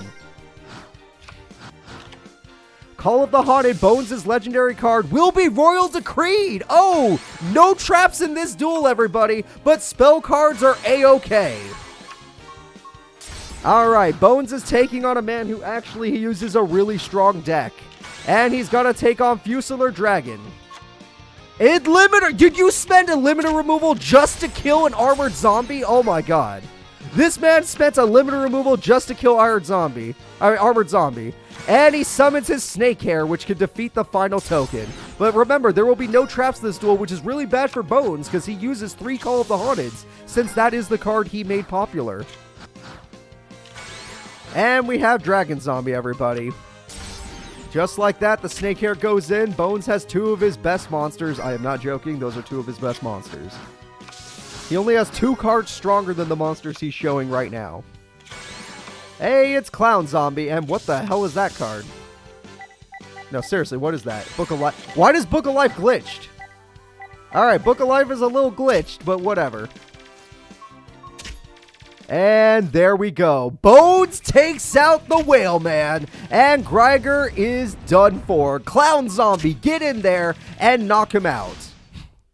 It turns out Royal Decree was probably a bad idea. Bones is trying to prove that he is strong despite being the grunt of a grunt. That's just sad to say. He is the grunt of a grunt, but he's moving forward with his grunt boss because Bandit Keith has also moved forward already. Alright everyone, the next duel will be a high tier duel. Okay, this is going to be the world champion, the first ever world champion Shingo versus Gilag. Remember, the last time I threw a world champion on my Twitch channel, a world championship on my Twitch channel, it was won by Alexis. But the first ever world champion was Shingo and his Yosenjus. Gilag, on the other hand, has been to every world tournament, has won many tournaments of his own. He's just never won a big one. But maybe today's a day where he can win a cool one. Today's not a big tournament, but it's an interesting one. Yep, Shingo works for the Leo school. Yep, Sawatari, that guy. So, here we go. Barians versus the Leo School. Let's go.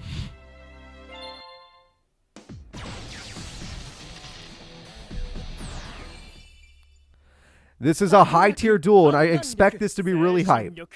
These are 2 of the strongest characters in our AI tournament history. That's 80 tournaments of history. And Paw Duality to start the duel to get him whatever he wants. He chooses Fire Hand. What a great choice. And we have Fire Formation Tenki to get him whatever he wants.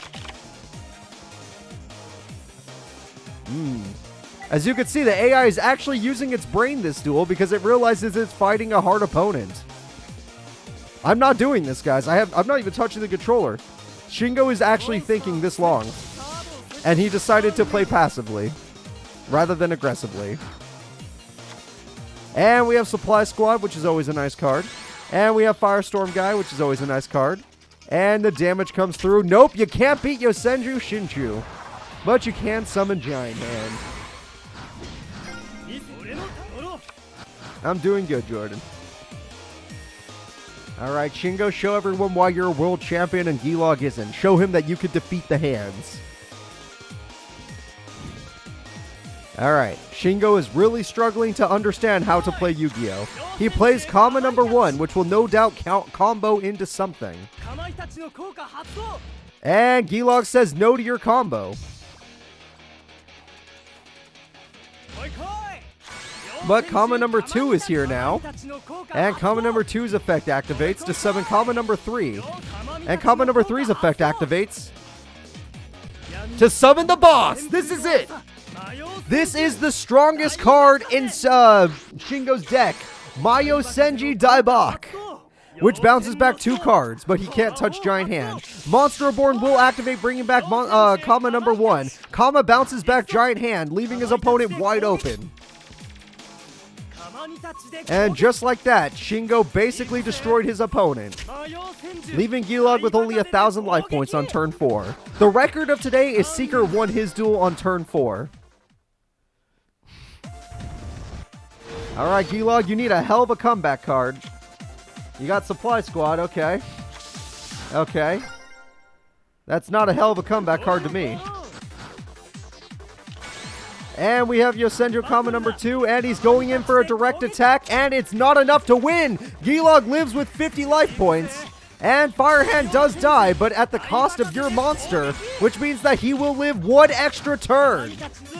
But comma number 2 is guaranteed to end the duel next turn. Gilag has to find a way to defeat the opponent's boss and find a way to get everything to stop beating him up. Alright, he's got 2 hands, and these hands turn together to create that monster. And that monster will do what exactly?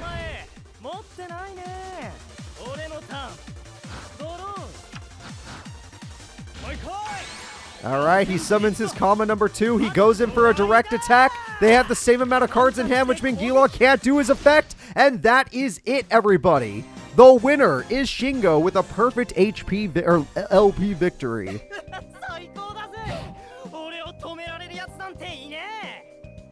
And that's why he's a world champion, everybody. Gilag wrecked his opponent, but then he got wrecked by Shingo. Alright, the next duelist going at it will be Dark Signer Divac, which is the guy who uses the monkey cards. He has the gorillas and the monkeys and the apes. And he will be fighting Strings of the Rare Hunters. Divac versus Strings, everybody.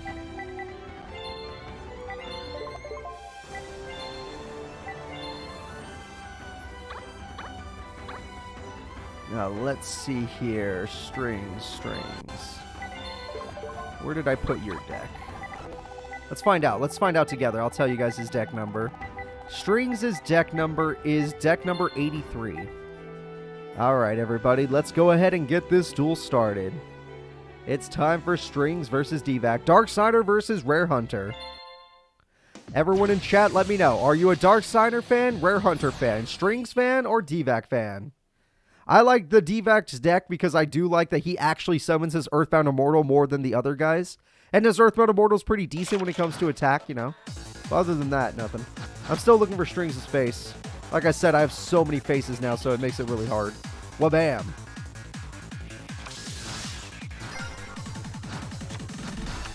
Alright, Divac goes in. He got his field spell, which means he can summon his Earthbound Immortal when he gets the right cards for it. Strings, you're in a little bit of trouble. He has his field spell. Strings will have Revival Gem with Creature Swap. He stole it. He stole the monkey. And he got oh god, the Ape Fighter is his. Revival Gem kicks in. And he's able to resummon Revival Gem next turn. Alright, Divac might be in a little bit of trouble. And Revival Gem returns to the field. Cards of Safe Return gives him life. Worm Drake is here. Ape Fighter goes after Key Mouse, but Key Mouse uses its effect to give him Ape Magician. And Worm Drake goes in. That Ape Fighter is getting pretty tough at 2,800 attacks so far. Altar of the Bound Deity. If he can get 4 counters, he will be able to get his Earthbound Immortal from anywhere in his deck. Which means that he just needs 3 more counters, as long as he has a field spell, which he does have. All right, Mother Grizzly is here. Call the Haunted Bridge. He's not going to let him get 4 counters. Strings is going to go all in. He's got everything he needs. And there we go, everybody. Look at him, D-Vac. You're not going to get your Earthbound Immortal because Creature Soft says go to hell. All right, you have 1 more turn, but you need 3 more counters, so I don't know how you're going to do it. D-Vac will go ahead and draw a card. He only has 1 counter on his Altar of the Bound Deity.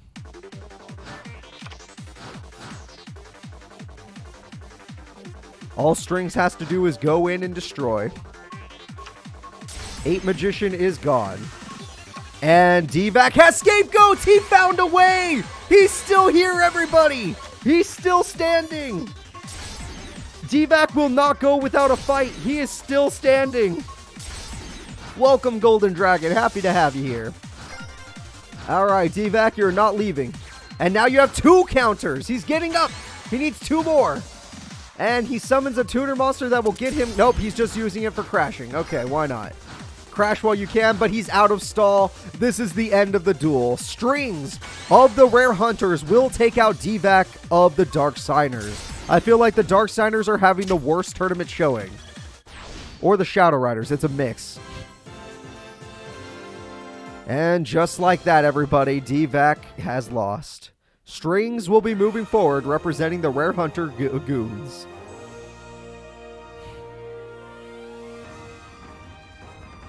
The next duel will be Nightshroud versus our main man, Panic. Panic, the man who took down Cinco of the freaking, God, what was the group he was part of? Hold on, I'm going to check real quick. He was part of Tron's family. Okay. Cinco is part of Tron's family. Got it.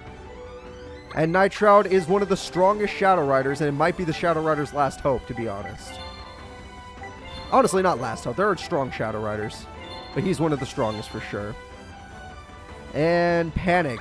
You know what, Panic? I am very impressed you won that first duel. But as I always say, it's time. It's time for you to fall. Okay? You had a great running.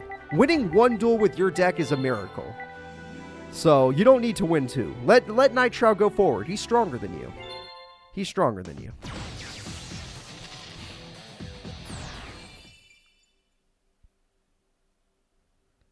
Yeah, you don't need to win this one, Panic.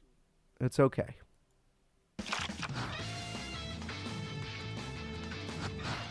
Alright, well, we just have a set pass. And Nightshroud has Blizzard Dragon, which locks Ruikishin face down as if it matters. It's a dead Ruikishin. And we have Tribute to the Doom from Panic, getting rid of Dark Chimera. And he summons the Dark Tide of Terror. I'm getting a little tired of seeing that monster. Way too many Panic fans in chat. It makes no sense.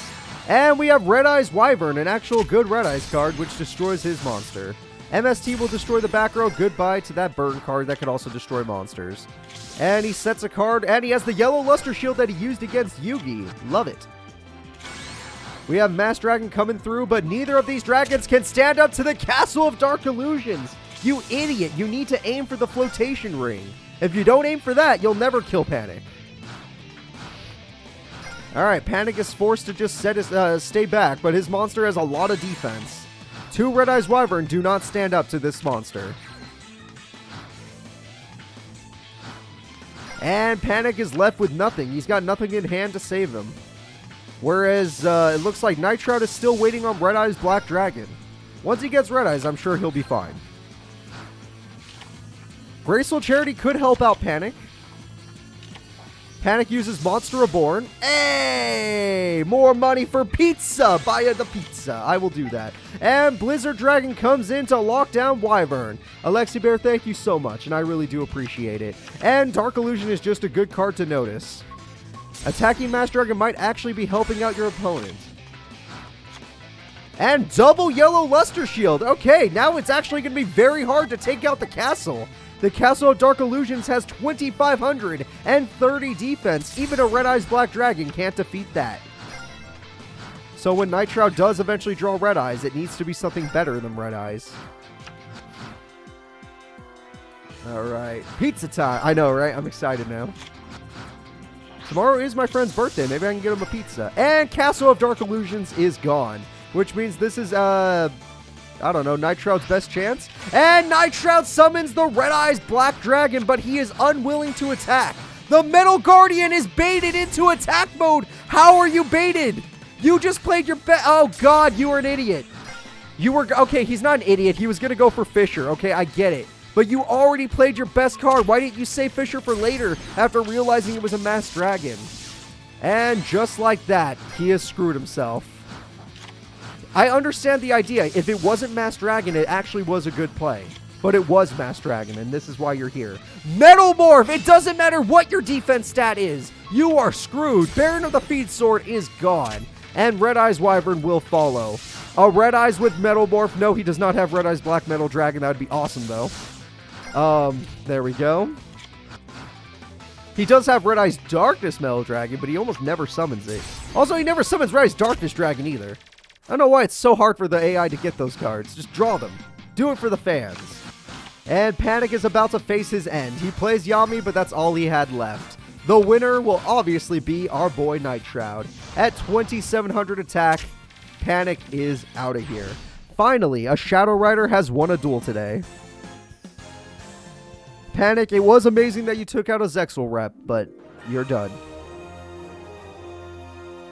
Still surprises me. Nightshroud, that was supposed to be an easy victory, so I'm surprised it took you that long. The next fight will be Misael versus another Leo Dual School student, Misumi, and her fusion monsters, the Gem Knights. Alright. Arc 5 versus Zexal right now. What do you guys like more? Do you guys like Misumi and her Leo School fusion deck, or Misael and his Barian deck? Misael is one of the Barians, people.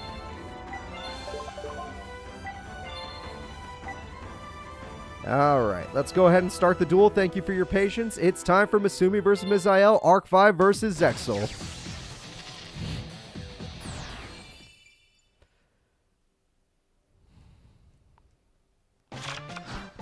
Alright, so Misael will start the duel with no monsters. I don't know why Zexal seems to have this problem. And she already has Absorb Fusion, which she doesn't usually use it to actually fuse, which is weird. But oh, she did use it to fuse. Thank you. And she fusion summons the Master Diamond, the ultimate card in her deck.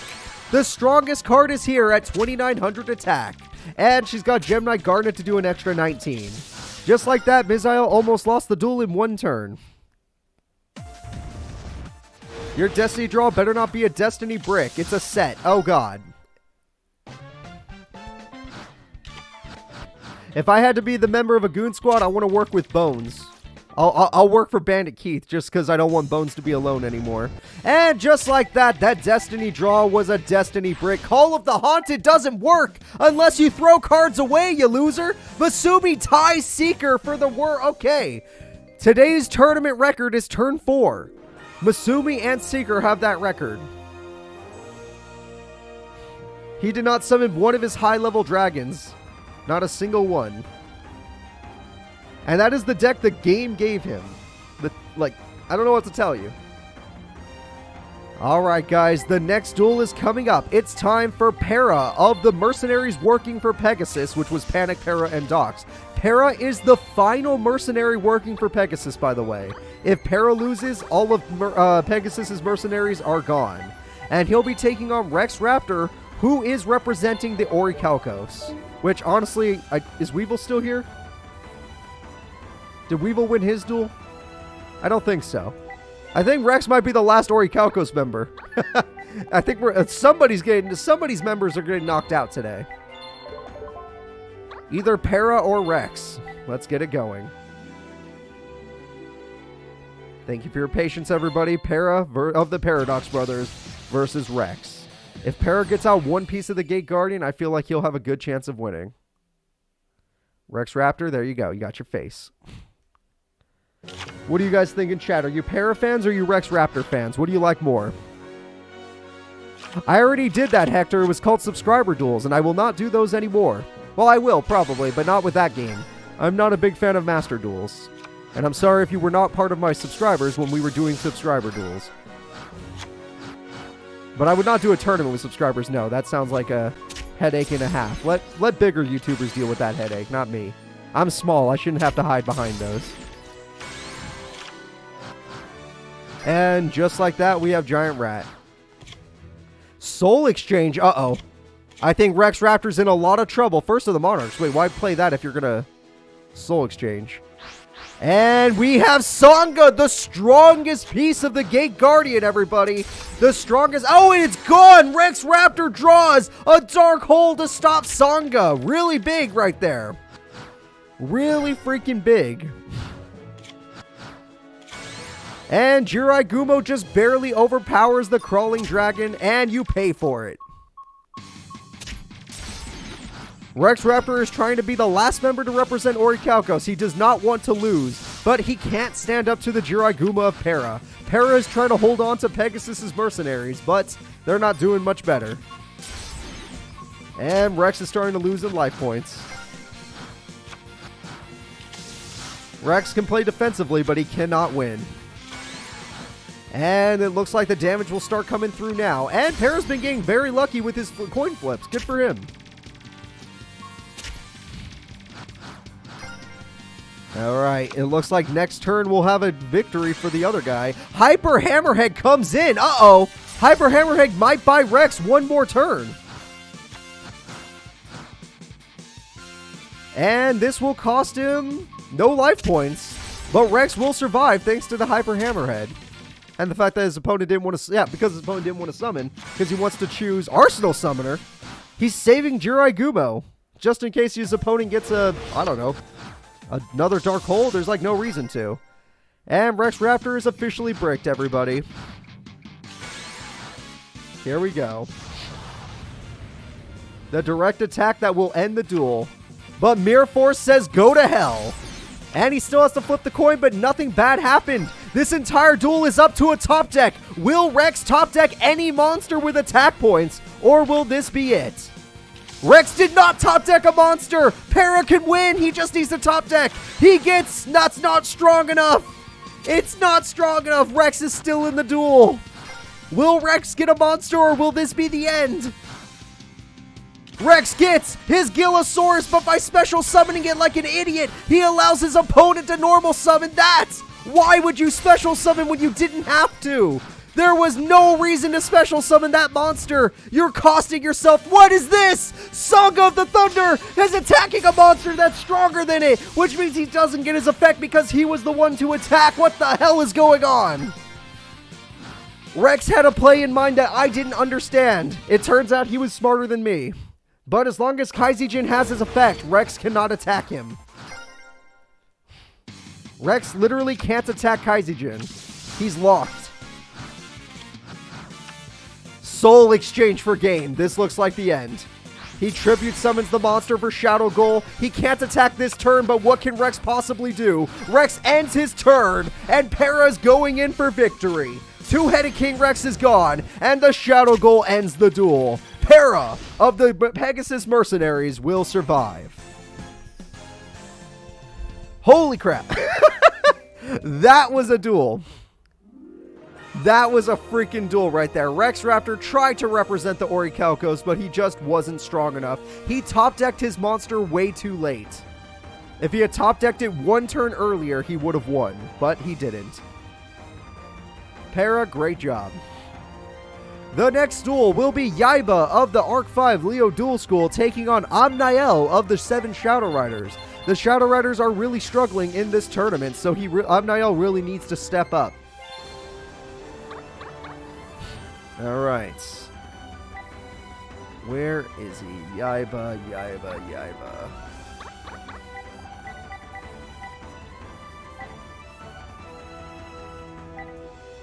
We've had some pretty good duels from these goons. I like it because they're all near the same level except for like 2 of them. 2 of them are really strong. But other than that, these guys seem to be near the same level. And it's actually pretty hype. Amniel is banner. That is correct. That is 100% correct.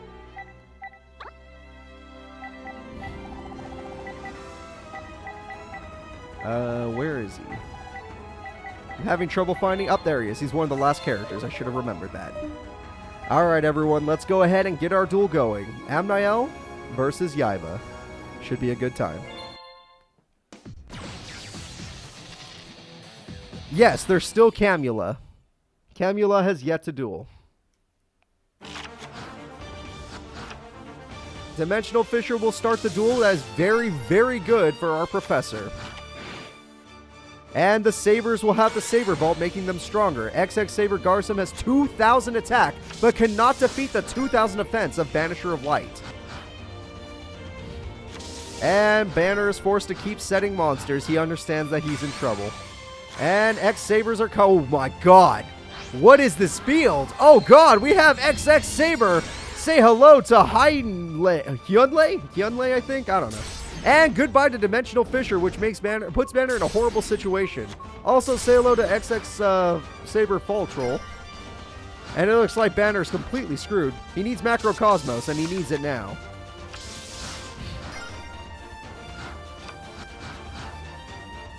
And Banisher of Light is gone, and Banner's life points are gone.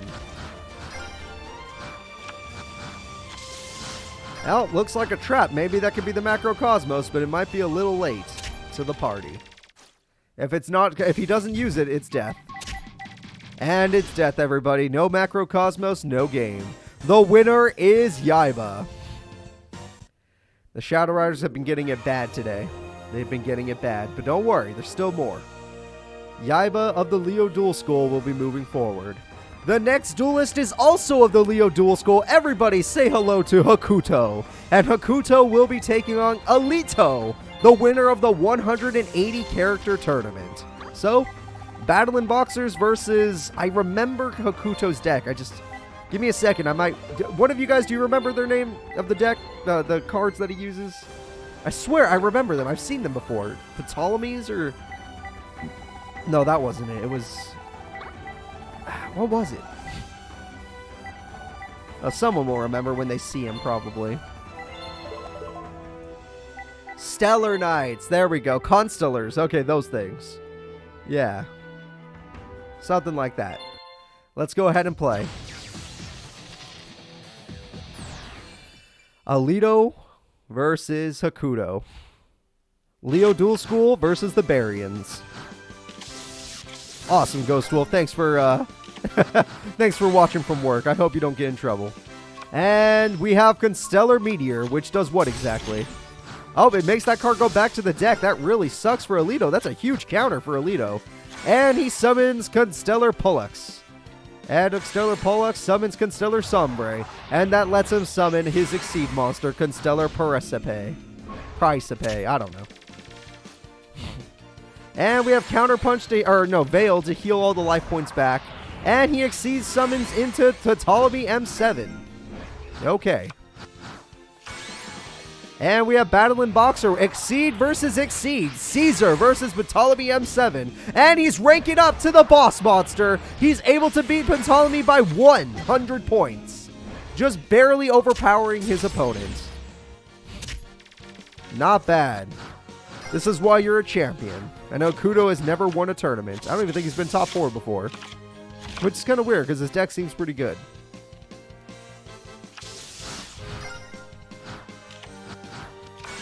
And we have Glassjaw coming in. First things first, Sombre will die. And then Glassjaw does 2k.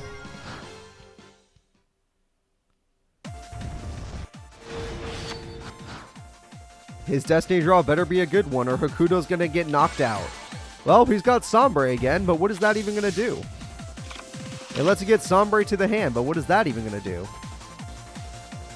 Oh, you get to summon another one. Constellar Algiedi. And that lets you special summon Pollux. And that lets you Exceed summon the same card you had earlier. Kind of awkward. Oh, you're attacking a monster stronger than you. However, Jolt Counter will kick through. And unlike Alito's last opponent, you don't have a million cards to stop it. Hakuto had an idea, but it did not work out. Reinforcements of the army kicks in to bring out Battling Box and Switch Hitter. And this damage is looking way too good. It looks like the duel is over, everybody. The winner will be our 180 character champion, Alito. which should come as no surprise, but Hakuto played pretty okay. He just couldn't do anything.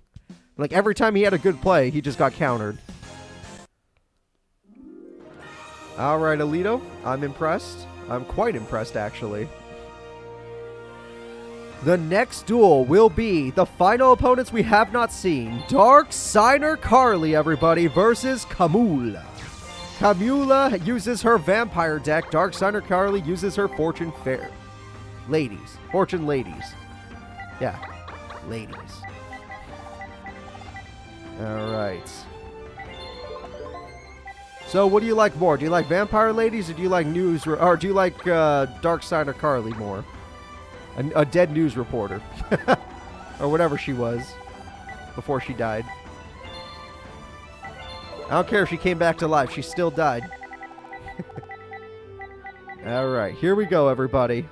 Let's get this duel started. Thank you for your patience, and bam. For me, it's also Carly. It's something to do with the dark eyes. It works for me. It's one of my weaknesses. Alright, here we go. Kamula will start the duel, and she's just going to get a monster out, but no traps. Terraforming will get... Yes! Dark Signer Carly desperately needs her field spell, and she actually got it. And with it, she could use Fortune Lady Light's effect to summon Fortune Lady Dark. And just like that, Mizuki is dead. Really, really strong start from Dark Signer Carly. However, Soul Exchange might say no. And goodbye to your monster. Vampire Lord may be gone, but it will come back. Fortune Lady Light comes back at level 2, gets Tribute Summon for Earth. Earth is gone. We have this card to put it back in. Okay, that was a weird use of cards. Vampire Lord will be coming back now. And she summons Vampire Hunter, which will be gone. And she evolves into Vampire Genesis. This is her ultimate monster. This is her boss. And Mizuki comes back. That is so much damage coming through. Kamula has summoned her ultimate monster, everybody.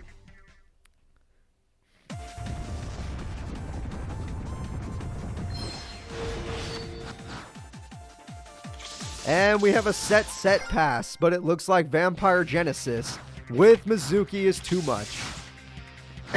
Future Visions gives him back the Vampire Hunter, and the damage coming through will be exact. This is enough to win the duel.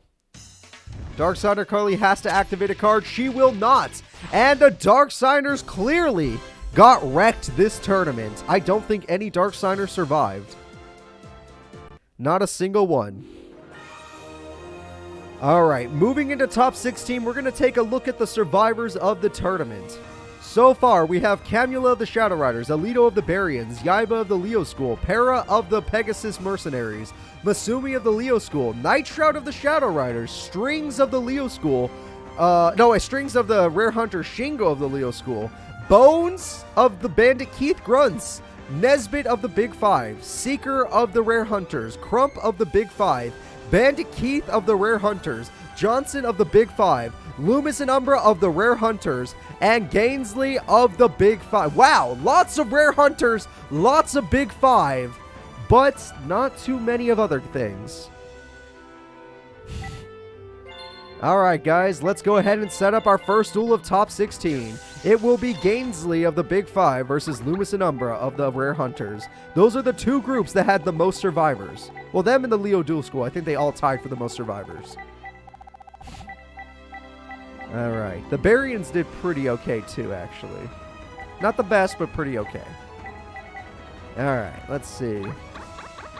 Already setting up. Oh, that's not Gainsley. So, who do you guys believe in? Do you believe in Gainsley and his water deck, or do you believe in Loomis and Umbra and their mass deck? Personally, if you had to go with what I would say, I would honestly go with Gainsley. I think Gainsley's water deck is actually pretty effective. Just an old school water deck does the job, you know? A lot of AIs struggle against it. I don't know why, but they do. Alright, and Loomis and Umbra. I believe I said that was deck number 84, right? Let's check. Nope, that's not. Oh, they're 81. Got it.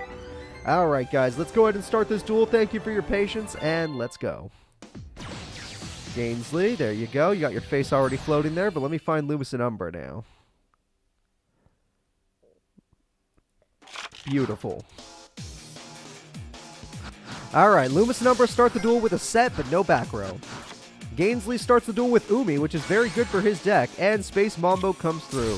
The Masked Sorcerer is dead. Loomis and Umbra come in again, and they have the Shining Abyss with the Mask of Brutality. However, Magic Jammer prevents the Mask of Brutality from making their monster any good, but they have 2! But what will you do about the second one? Loomis and Umbra's monster... Oh, they have 3! Holy crap! His dad lets him have 3, and now he's rocking 3,600 attack. It could have been 46. Holy crap. Gainsley is in a lot of trouble. And Yomi Ship. Oh, he's brave. Oh, God. Yomi Ship's Sacrificial Lamb just to stop that monster. And Senju of the Thousand Hands gives him the Masked Beast, but there's no way to summon it right now. Holy crap, this has been an amazing start from Loomis and Umbra, but Gainsley's got to find a way to come back. They need any monster that can be 14. They have the 7-card fish. I've seen them win a duel with this card. That Yomi Ship kept Gainsley in the duel, honestly. And they're playing passively now. Good. If they're playing passively, that means they made the right play. Oh, Amphibious Bergroth. Funny enough, it gets nerfed by Umi, but it gets to attack directly thanks to Umi. And Mysterious Puppeteer will live thanks to the Mask of Weakness. And we have the Mask of the Accursed making it... Oh, God. The burn damage could actually defeat them, so they have to be careful. Monster Reborn will bring back the Shining Abyss, but not with 3,600 attack it won't. And the attack goes through. And another one. Remember, freaking Gainsley is on a time limit. The burn card from Mask of the Accursed will hurt them. However, he bricked! This is it! This could be the end of the duel! Wall of Illusion, Shining Abyss, Amphibious whatever guy. It's not enough, but it's pretty close. It's pretty close. 900 points to 1,100 points. It's a close duel. It is a very close duel, but the field looks like it's all in favor of one character. Loomis and Umbra of the Rare Hunters fought really hard, but they cannot stop the direct attack. And there it is, everybody. The winner is the Big 5-member Gainsley. Not bad. Not bad. The Big 5, huh? I never even thought of them as threats, but in this kind of a tournament, they actually work pretty good. Alright. The next duel will be Johnson, our newest member, taking on another Rare Hunter. It's Big 5 versus Rare Hunter again. Bandit Keith versus Johnson. Judgeman versus Barrel Dragon. Let's see here. Everyone tell me who you think is going to win in chat. Oh, God, it's all Bandit Keith fans. Okay. I see you. Nobody cares about Johnson. It's understandable. It's understandable. He was a cheater. And cheaters deserve to lose. Oh, wait. Bandit Keith is just as much a cheater, if not more. He pulled off the ultimate cheat. He pulled out a gun. Like, honestly, though. like, seriously. Well, we'll see who wins. Let's go ahead and get this duel started. Thank you all for your patience. It's time for Bandit Keith versus Johnson. There's Johnson. Let me get Bandit Keith. He's hiding in here somewhere.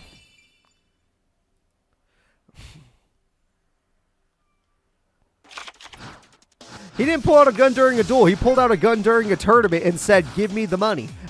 Like, I did not lose. And all those other cards are gone. Pot of Greed kicks in. And we got ourselves a Hysteric Fairy going in for 18. And he's taking the 18. Bandit Keith reversed it on him. But Bandit Keith's hand is a brick because his deck is a lot of high-level monsters. Swords will buy him some time, which he desperately needs. Alright, we have a lot of back row from our friend there. He's got a lot of face downs that we don't know about. Bandit Keith still hasn't drawn a monster he could summon. We have a Polymerization, don't get excited. His fusions are complete ass. Everyone say hello to Dragonus the Wicked Knight. I'm not joking. Glad Johnson has some complete ass fusions. Do not get excited about his 1200 attack point fusion monster. And don't laugh at it. Alright? In Forbidden Memories, or no, in Sacred Cards, that monster would be a boss for a little bit in the game. Alright? Don't laugh at it. In this time period, yeah, it's ass. And honestly, I can't think of a single time period where it wasn't ass. But yes, that's his thing. And Mirror Force naturally. That was a huge use of Mirror Force right there. He finally draws a monster, and it's dead! His Mechanical Chaser! And he's got Call of the Haunted to make up for it. He finally has a monster he could use.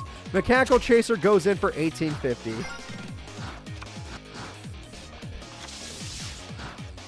Alright, let's see here. Pegasus couldn't possibly be a cheater because he made the goddamn tournament. He could just change the rules whenever he feels like it. And there we go. It looks like Bandit Keith is wrecking his opponent with 2,300 attack points left. He can win on the next turn. He got Monster Reborn, though. What's in the grave? Mechanical Chaser? That's not a good sign when you have to set it. Premature Burial? He's got Hysteric Fairy, but that's not a good sign either. The cops are coming, but they won't find me. I can hear them in the background. Oh, wait a minute. Bandit Keith using Fusion. That changes everything. Everyone say hello to the legendary Gatling Dragon. Oh, no. He got 3 heads. Because he got 3 heads, he had to pop himself. He only needed 2, but he got 3. Mausoleum is here, though, to save the day. And Machine King is here. Mirror Force, he was saving it. He was holding back Mirror Force. Bandit Keith is now in a bad position. Mystical Elf. What? Did you just put that in attack? Did you just Sakuretsu a Mystical Elf of all things? And everyone say hello to the Slot Machine, one of his most legendary cards. Slot Machine is here to win Bandit Keith the duel, but okay, he keeps getting monsters. Bandit Keith does not get a monster. And 7 completed just for fun. If he gets 2 more, he wins the duel. I'll just say it's a guaranteed victory. Treat it like an Exodia effect, a game-winning effect. Twin Barrel will try to hit that new trap card, but it fails. And the attack goes through. And Slot Machine, with the 7 completed, wins Bandit Keith the duel for the Rare Hunters. Bandit Keith losing would be really sad since he is a leader, you know. He has his own group of goons. It's just that he happens to be a goon himself. Alright, Bandit Keith is moving on to top 8.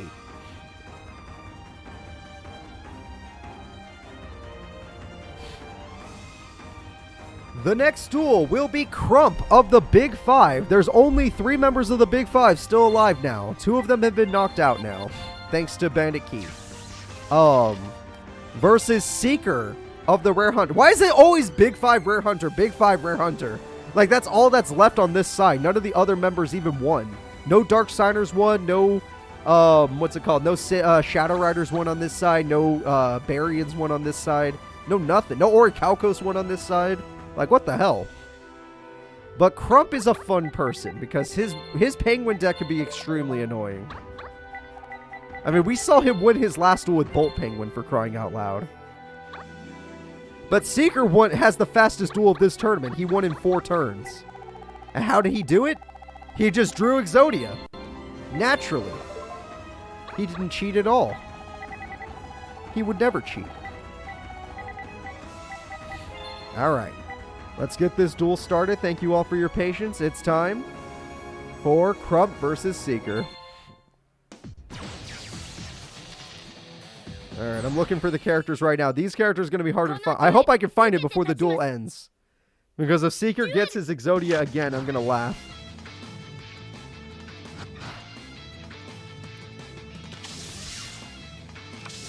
Seeker, where the hell's your face? Up there he is. I found him. Wabam. And Graceful Charity kicks in, throwing away some cards. Ubikura kicks in from Crump. And a giant red sea snake can overpower the giant soldier of stone. Draw of Greed is pretty good. Graceful Charity again, of course. And he sets. Cold Wave. No spells or traps, which means even if he draws Pot of Greed, he can't use it. That's pretty brutal. Stone Statue of the Aztecs is gone, and Crump is doing a lot of damage to Seeker, who cannot use a spell or trap card this turn. He has a monster at least. I thought he only had Exodia pieces in his hand where he won't summon a monster. And it's Penguin Night, everybody. There's a classic right there. Your Golem of the Moving Fortress is gone. And most of your life points are gone, Seeker. You're running out of time. Luckily, the Cold Wave has worn off. You're allowed to use spells and traps again. This will decide the duel if he gets a draw power card. Pot of greed. Okay, here we go. No luck this time? He doesn't have the same luck he did last time, and it looks like Crump of the Big Five will be taking out his opponent. He may not be stronger than Taya, but he is stronger than Seeker, which technically means that Taya is stronger than Seeker. And just like that, Exodia fails yet again. Honestly, that was a really high-powered duel from Crump. He was, like, strong from the get-go. Alright, the Big Five now have 2 survivors into top 8, which still surprises me. Doesn't really make sense, but whatever. Teo was always stronger than Joey. The next duel is another Big Five member. Everyone say hello to Nesbit. How did these guys beat all the Dark Signers? How did these guys beat all the Shadow Riders? What is going on here? Alright. Nesbit is another new member. He's the Machine King man. He uses Robotic Knight. I mean, he's Robotic Knight, but he uses Machine King. And he'll be taking on my buddy Bones, who works for Bandit Keith, who is in top 8. And Bandit Keith will torture Bones if he cannot make it to top 8. He's like, come on, you can't follow me unless you can make it this far. So the question is, what's stronger, zombies or machines? Because both of these decks are really low power, like very low tier decks. But, you know, they're goons. It makes sense for them to have low tier decks.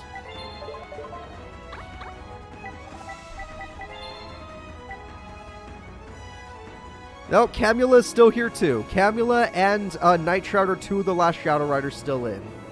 Alright, here we go, everybody. Bones versus Nesbit. I'll put Ben Nesbit's face on already. I'm going to go find Bones. Oh, I know where Bones is. He's the very bottom. He was the first character I ever created. There we go. That's how much I like Bones. Alright, Bones has a brick start. For once, Bones bricks. Wow. Not something to expect. And Gradius does 2,400 damage. Really good start from Nesbit. Bones, that's pretty sad.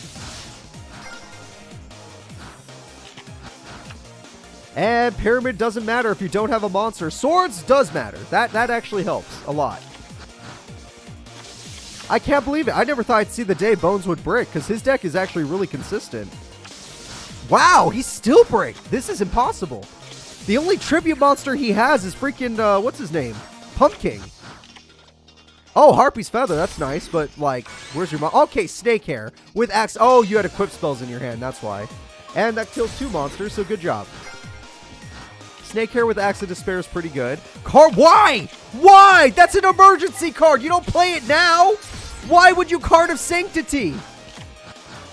Holy shit. And Zombie Dragon. Okay, everybody. Big beaters from Zone. So Zone started with his equip spells, and that's why he was bricked. But at the end of the day, he brought his opponent down super low, and Card of Sanctity super backfired there. Alright, that better be a hell of a Destiny draw, because this is looking real bad. Bones is going in for the game-winning attack with 3,500 points, but Mirror Force will activate and kill off all the zombies. Bones is back in trouble. And we have Robotic Knight. Nesbit summons himself and gets removed from play. And I think Bones is about to remove him from life. Oh, wait, no, Bones' monster is not worth attacking with. Cannon Soldier comes in and attacks the Poison Mummy, which does do burn damage. Bones needs to find a better card than that. Bones, why are you dark holing? It's because you have, oh god, Castle. He's going in with Castle, but he doesn't have a zombie card. He's running out of his best cards. Robotic Knight is back. Nesbit summons himself to try and save himself, but Mirror Force kicks in. Nesbit's wide open. Bones just needs 1 monster. Any monster. But he doesn't draw a monster, and Nesbit survives with 160 life points. And he bricks. Alright, Nesbit probably drew Machine King. MST guarantees the duel. Backup Soldier doesn't matter. Call of the Haunted brings back Dragon Zombie, and Dragon Zombie goes for game. The winner is my buddy Bones.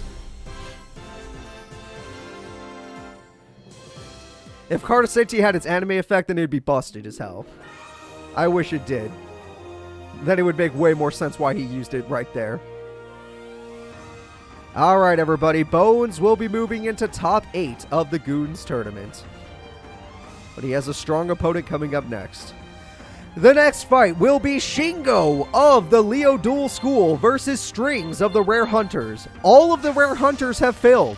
Literally all of them. They got knocked out by the Big Five, basically, except for Bandit Keith. Bandit Keith is the last Rare Hunter still standing. Strings versus Shingo seems like a very pathetic duel to watch, but we're going to watch it. We're going to watch it, and all of you are going to live with it, okay?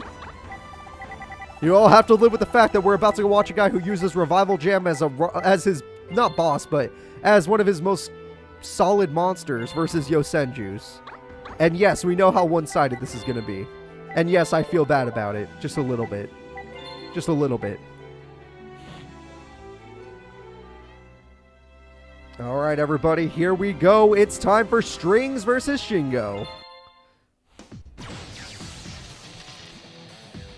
Once I find Strings' face.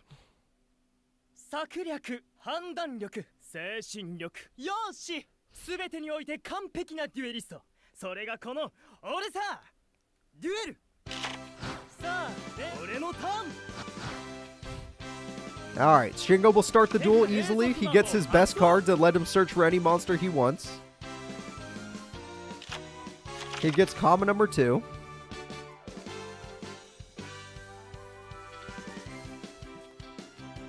I don't know why Shingo's AI needs so much extra time. Like, all the other AIs, they move super quick because they're using such basic decks. Shingo, I think I'll set this monster in defense mode and play 2 trap cards. Watch, I bet you he'll do that. Okay, he didn't play any trap cards. Screw me. But he did set a monster in defense mode. And String starts off with the only good card in his deck. Cards of safe return. He has 2. His mom lets him have 2. He's got Pot of Greed as well. That's also pretty good. He's got 3. Okay, now if you get Revival Gem, I will admit you're amazing. I will admit it. Okay, now I admit a Revival Gem is actually a really good card. Because that is a godlike start from Strings. To get all 3 in his hand. Like, that's some bullshit. Like, holy shit, that's some bullshit. Luckily, Shingo's busted, so he could literally bounce these or pop these. Yosenju common number 3 is here. And his effect lets him summon common number 1, which will bounce back a card. And he bounces back Revival Jam most. Oh, well, hold up. He's going to do this instead. Yosenju Magat. And common number 1 is here as well. And Revival Gem's bounce, which means we will not get to see that. And card saver. Okay, yeah. And Strings loses most of his life points in 1 turn. And I'll let you know right now, he's just going to do that again. So Strings has a 0% chance of winning this duel, even with a godlike start that he had. Alright, Sinister Serpent comes back as if that matters. 3 cards, that's always nice, but you can't do a damn thing. You play Revival Gem aggressively, you creature swap because you might as well. That's kind of sad. And you attack your own Revival Gem because you know you can get yourself back the monster, but you can't because you will not survive next turn. And you call up the Haunted because you realize you won't survive next turn, and you need to draw 3 cards right now and hope for a good one.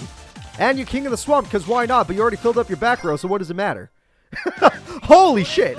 He did all of that knowing that he's in trouble. And he hit the Mirror Force! And it looks like Shingo has a 0% chance of losing after hitting Mirror Force. Revival Gem goes back to hand. That card has 3,000 attack. And this is the end of the duel. And this is why Shingo's a world champion, everybody. Being a world champion is one of the hardest things to do in my AI tournaments. The only thing harder was winning the 200 character tournament. Which is why Crow is named the #1 AI. Alright. Everybody, Strings tried. He had a perfect start, but his perfect start means nothing compared to Shingo. The next duel is another one of the Leo dual school people. It's Misumi, but she's taking on Nightshroud, one of the strongest Shadow Riders and one of the last resorts for the Shadow Riders. Honestly, if Nightshroud loses, I might lose faith in the Shadow Riders, because Camula, she's a pretty okay duelist. But her brain just kind of breaks sometimes. Not her hand, her brain. Alright. Misumi. We all know how strong Misumi is. She's been to the World Tournament every season. Every season she's made it to the World Tournament. Alright, let's go ahead and start it. Nightshroud versus Misumi. Leo Dual School versus Shadow Riders.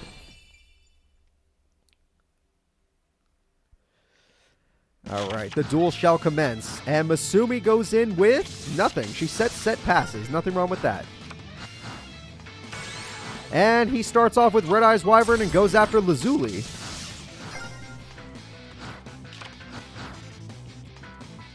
And we have Gem Armadillo. Okay. And Gemini Armadillo are there. And Mirage Dragon comes through. Mirage Dragon says no traps, so Misumi can't even activate one of her fusion traps.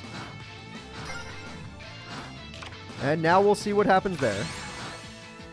And Gemini Garnet goes in, but Metalmorph kicks in! And Metalmorph saves his monsters, getting rid of Garnet. And because of Mirage Dragon, she cannot use trap cards during the battle phase, which means he's completely safe from any annoying traps. And this is a lot of damage, hold up. Nightshroud might be trying to keep the Shadow Riders alive. He almost defeats Misumi, but she will survive, and with this, her Destiny Draw could save her. This could be it, everybody. A Destiny Draw comes through.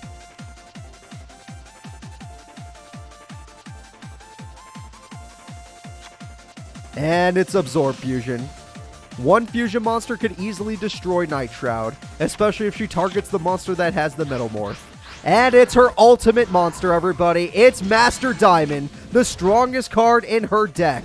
And there goes the Metalmorph monster. And just like that, you're back in trouble, buddy. I mean, your Blizzard Dragon can stall, I believe, but it can't win you the duel. Blizzard Dragon will stall, but you need to find a way to do some damage. Master Diamond standing there intimidatingly, but it cannot attack. However, we have something called Particle Fusion, which gets rid of Master Diamond that can't attack and summons Zirconia. And that Zirconia has 5,800 attack! Oh my god! It did 4,000 damage! Nightshroud almost lost the duel in one turn! And he summons Master Dragon for some reason in attack mode. I don't know why. This could be for game. But he has another Metalmorph hiding. And he does the damage. And she's wide open. And Nightshroud of the 7 Shadow Riders holds himself in. The Shadow Riders are not leaving just yet.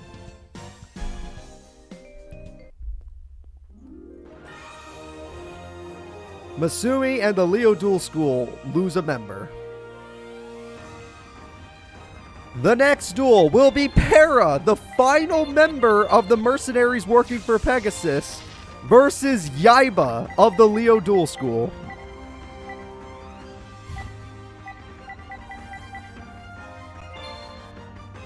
Alright, setting it up right now. Almost ready, guys. Where's Pera?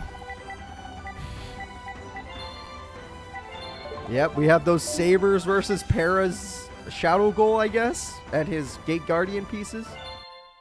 And Gate Guardian if he goes for that, but we'll see. Roncore, I'm sorry to see you go. I hope you have a good day.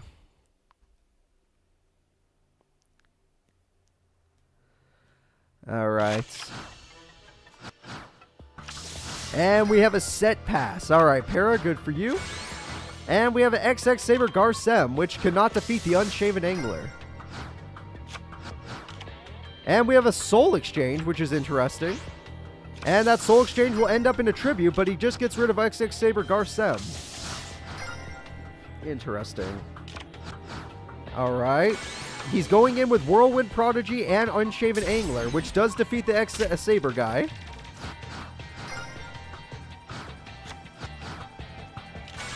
The next one is XX Saber Raigugura. Okay, Raigugura. And he plays that card to get rid of the Whirlwind Prodigy and attacks the Labyrinth Wall. You just hit yourself for 2,800 damage, you fool! Oh, you heal it. Okay, never mind. Never mind, that was a good play. Because of that card. And he loses another card. Labyrinth Wall will hold the field and another Unshaven Angler will get rid of this Raigugura card that really made a big comeback for the opponent. Honestly, it feels like Yaiba had a huge comeback thanks to that card. And XX Saber Garsem will Synchro Summon into XX Saber Wade. A card I actually used before in my Attack Force 4 and 5 Let's Play. Unshaven Angler will die, and so will the Labyrinth Wall. Popping monsters is Pera's biggest weakness, but Soul Exchange will be used on a set. Okay, Soul Exchange might keep him in the duel. Yaiba is bricked for once, even with 4 cards in hand. And so is Pera. Pera's monster is obviously not one that can be used for battle. Yaiba has his XX Saber card, but he just stands there. Pera needs to deal with it, because if he does not get rid of it, if he does not get rid of it, it might be used for Synchro. And it looks like Synchro is on the way. Alright. Oh, no, he gets to summon Fall Troll. Okay, Fall Troll looks very terrifying. And yeah, this is a busted deck. Holy crap. The damage comes through. Fall Troll will lose against the Labyrinth Wall, but this card will not lose to the Arsenal Summoner, which gets him Gate Guard. Oh, he already has it in his hand. That's why one of his hands is a brick. Oh, crap, it's Gotham's. Gotham's is one of the better X-Saber cards. And Tribute Doll, damn. It couldn't be Gate Guardian. He had to hit Tribute Doll. We now know for sure that the other card in his hand is Gate Guardian, so... yeah, 3,100 is just enough to defeat the Labyrinth Wall, which is super sucky for Pera, but there's nothing he can really do about it. He doesn't have many options against this situation. Come on, Pera, you're the last member of your army. You need to do something. Pull off a combo. Do something crazy. Nope, a brick it is. This could be the end of the duel right here. Call of the Haunted will guarantee... well, that's a weird monster to choose. I'm still assuming it guarantees the end of the duel. It's going to guarantee the end of the duel. This is it, everybody. Pera played his heart out, but he couldn't take out one of the Leo Duel School. His trap cards might save him, actually.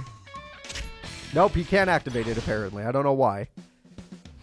Either way, it might be the AI's bad brain. Doesn't matter to me. The winner is Yaiba.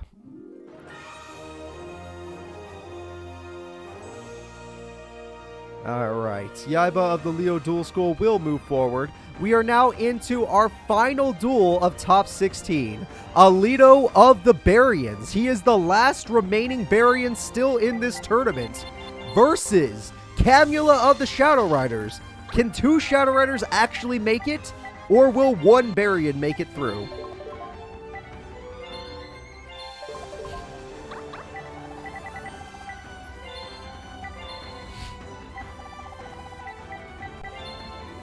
Alright. Arc 5 is better than Duel Monsters? I mean, I don't know about that. Wait till the tournament's over, then we'll see. They're definitely better than Zexal, because Zexal only has 1 person left. And that's Alito. Alright, here we go, everybody. Shadow Riders versus Barian. My metaphorical money is also on Alito. There's, like, no reason for him to lose this duel. Especially against Camula's AI. Her brain ain't too good. Alright, Glassjaw is a terrible card to start with, but you know what? To each their own. And she summons Vampire Hunter and hunts Glassjaw. And his life points. However, Veil does not care. Honestly, Veil wants you to attack directly, so Glassjaw honestly just baited you. And he drew his okay, he drew his best card.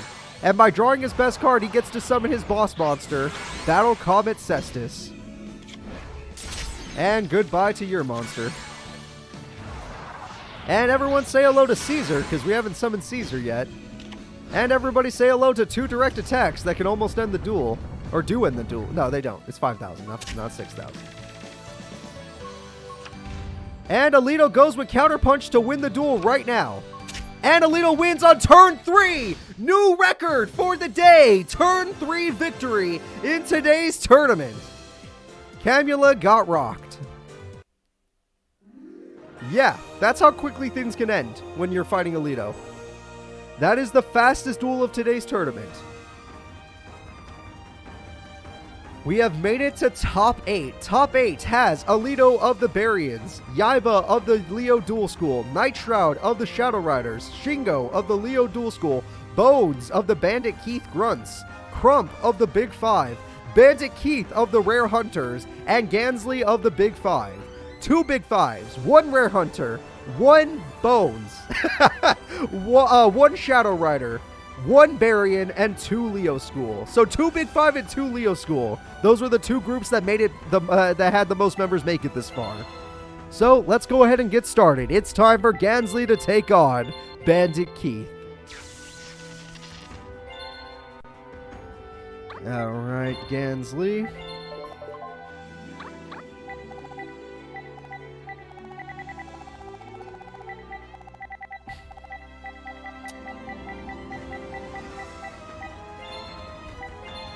And now I just need Bandit Keith, which he is played by Ken Yu.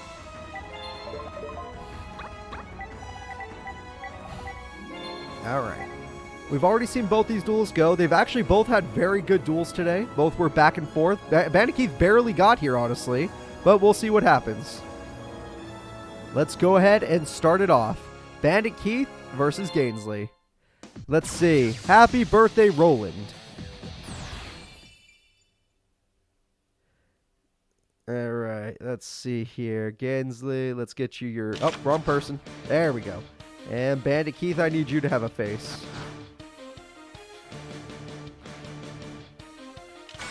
Alright, Bandit Keith. Neon, Neon, I'm afraid you did miss a tournament, because as crazy as this sounds, Bones is actually a champion. He's won a previous tournament. And Yomi Ship goes in and will destroy the mechanical chaser. So, Bandit Keith, you start off with damage, but you lost your best monster. However, you have 2. So it doesn't matter. You literally have 2. Oh, that's Johnson. Yep, my bad. My bad. I thought I put Gainsley on. Oh, he's right next. It's literally, they're right next to each other. That's why I clicked the wrong one. Alright. Oh, he got his mausoleum. This is how he gets his better cards out. And blowback is here. Oh, but it failed. It actually failed. Wall of Illusion will bounce it. Oh, he didn't want that to fail. That cost him 1,000 life points. Okay. Awesome to hear that, Neon. I hope you have a lot of fun with us going forward. Heavy Storm will get rid of the annoying field spell. Bring back the Yomi Ship. Interesting choice.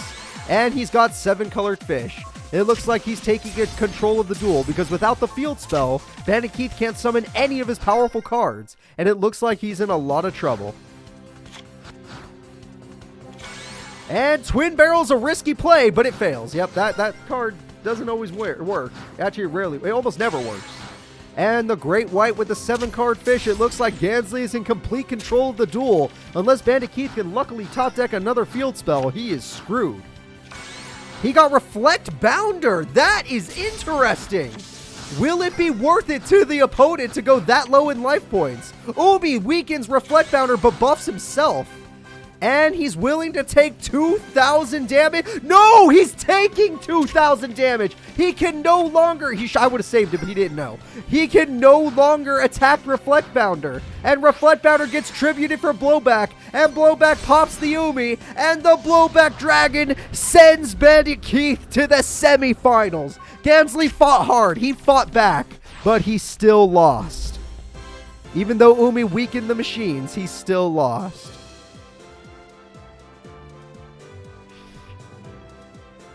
All right, Bandit Keith, great job. You've made it to semis. Honestly, it's been a long time since you've been in semis. In fact, the last time you were in semifinals, Bones was a champion. All right. Let's see what we can do. Where are we? There we go. And, oh, thank you for the tip, Nick, but I'm sorry, but that Let's Play has already been recorded. All my stuff is recorded weeks in advance. Still a nice tip for everyone else, though. Alright, Bandit Keith, great job. The next fight will be Crump, the last Big 5 member, and honestly one of the most consistent and strongest Big 5 members, versus Bones, the grunt of grunts. Literally a grunt of a grunt.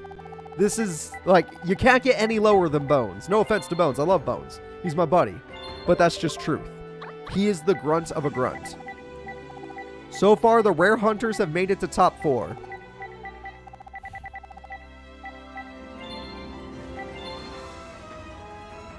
Alright, let's see. Oh, thank you again, Nick, for the thing. I did mention, I hope you heard my thing where I said thank you, but I did already record it. Still a good tip for everyone else to see what Nick said if you're playing Falsebound Kingdom. The Merrick mission, you can buy Dragonic Attack. That is important for all my Falsebound Kingdom fans. Somebody, I know a few of you in this chat at least like my Falsebound Kingdom Let's Play. I know for others, it's a very old game, so it's hard to get into. But I love it. Bones is 100% dead. Yes, he is dead. He's sleeping in the Shadow Realm. Alright. Let's go ahead and get this started, everybody. It's time to go. But thank you again, Nick, for the donation. I super duper appreciate it, and I hope you enjoy this duel. Bones takes on Crump.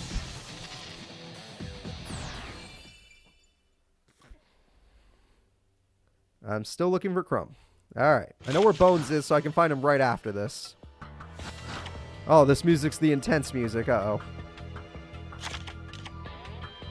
And Graceful Charity. Good start from good old Crump. That's actually a really strong start. And we have a Pyramid of Wonders. Very nice. And, okay, a Snake Hair. But Snake Hair gets countered by Nightmare Penguin.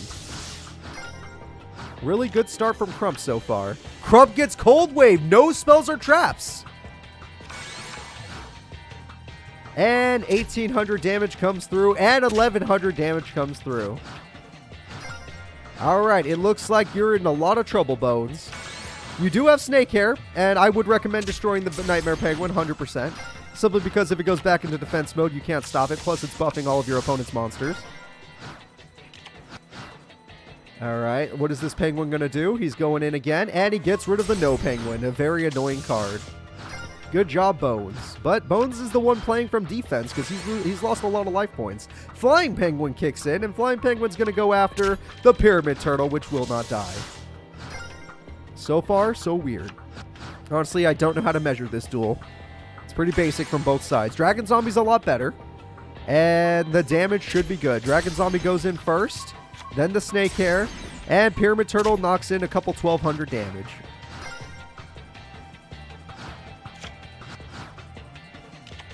We have an MST to get rid of the trap card. Oh! He hit Mirror Force! Bones is in trouble!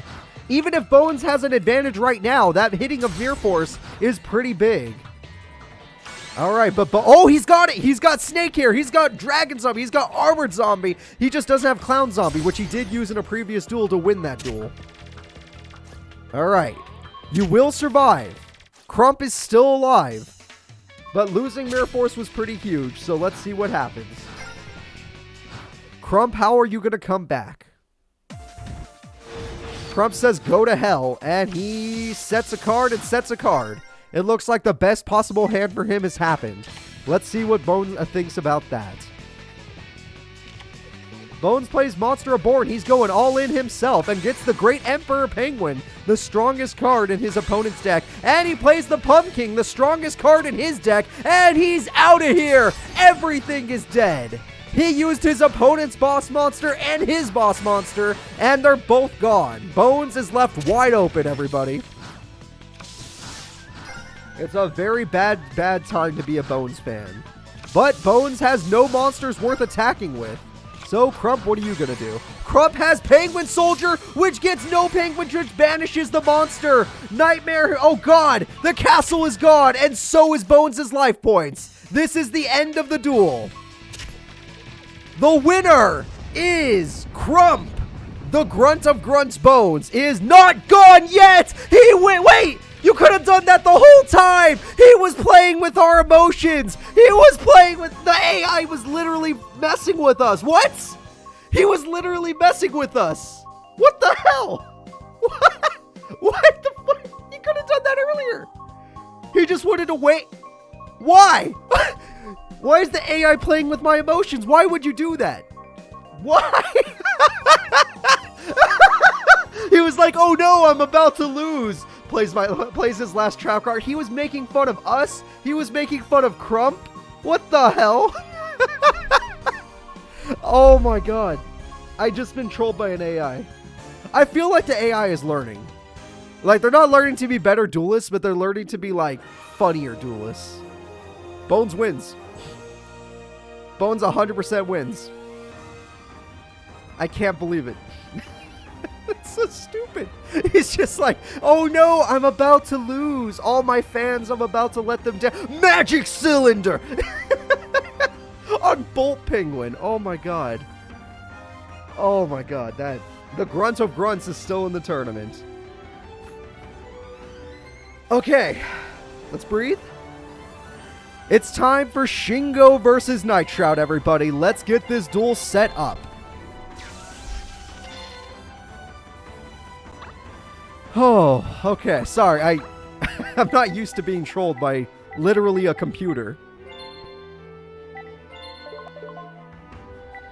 Alright. And I just need Nightshroud. Now, we all love Nightshroud. We all love the Shadow Riders, but he's going up against a world champion, so I want everybody to prepare for, like, a turn 4 victory of sadness. So here we go. World Champion Shingo from the Leo Duel School versus one of the 7 Shadow Riders, Nightshroud. Let's go.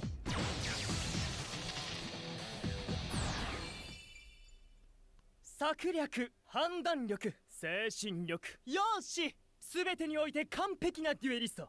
それがこの俺さ。Oh man. Oh, my brain. I'm not over that last duel. Holy crap. I got trolled. I got trolled by an AI. I got trolled by my own video game. I didn't know that could happen. I didn't even know that could happen. Like, I've been trolled. I've seen them make fun of their opponents, like, oh, Yugi summons Karibo or Magician of Faith and attacks them for fun. Like, not to win the duel, but for fun, and it's funny. But that was just a straight up troll. Leo making an evil school? What? It's just called the Leo Duel School. I never watched Arc 5. I don't know. And Yosenju combo number 2 attacks directly. Mass Dragon will be destroyed, but Mass Dragon will summon the Mass Dragon. And Mass Dragon will be destroyed, but Mass Dragon will summon the Red Eyes Black Chick. Interesting choice, but it gets bounced. Actually, all these cards get bounced. Damn. And he summons the Spear Dragon and ends his turn because his opponent's defense is way too high.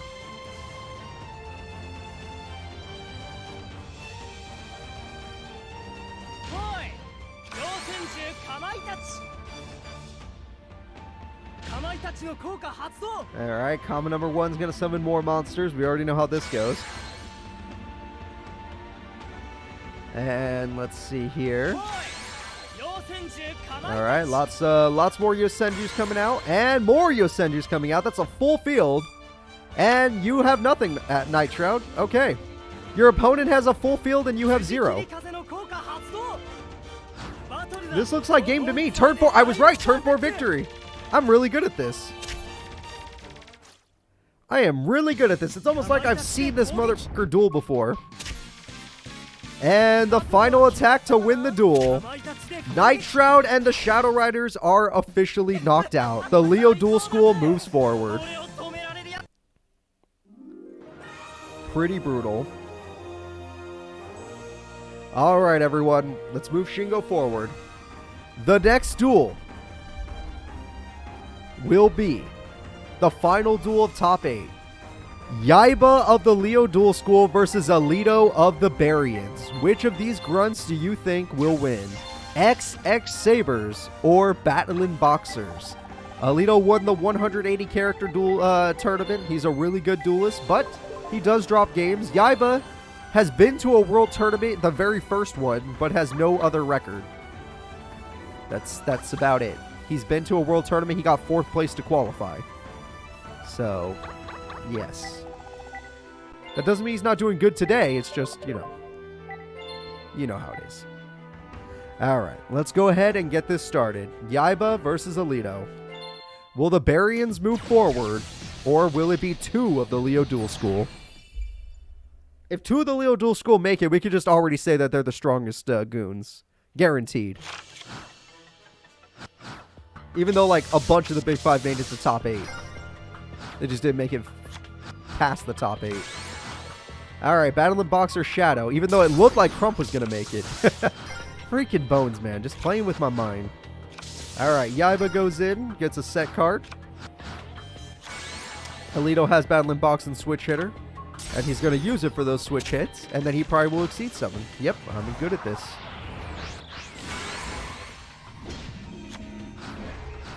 Pretty good start from Alito. Very strong start.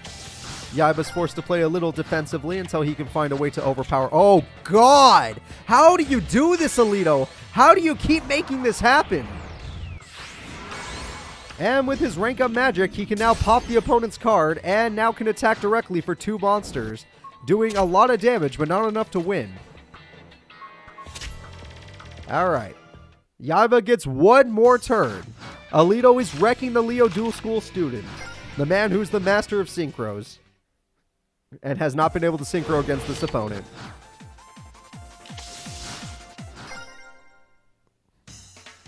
No, they only have one, DJ Cates. I know they only have one because we would have seen it more. All the rank up magics that we see there, the rank up 7th one, all the people that have it only have one. And we have a trap card called Emergency Call, which lets you special summon 2 more of these. In attack mode, that's not a good idea. Unless you have a plan that I don't know about. Oh! Black Horde of Heaven says, get out of here! And we have a Synchro Summon, everybody. And this makes XX Saber Hyunlei. And we have a trap card XYZ Block. And he's gone. It looks like Yaiba got wrecked on turn 10. This duel is over. The winner is Alito of the Barians. All right, everyone. Our grunt tournament is going pretty interestingly because we have 2 grunts we expected and 2 grunts we did not. So, the last 4 members are Alito of the Barians, Shingo of the Leo Dual School, Bones of the Keiths, Keith of the Rare Hunters. Yes, this is going to be the only time a grunt will have to take on his boss just to move forward in the grunt tournament. So, who is stronger? The grunt of a grunt or a leader who is also a grunt? What do you guys think is stronger? Bandit Keith and his machines or Bones and his zombies? I'm expecting a really fun duel from these two. The way today's been going, I expect a fun duel.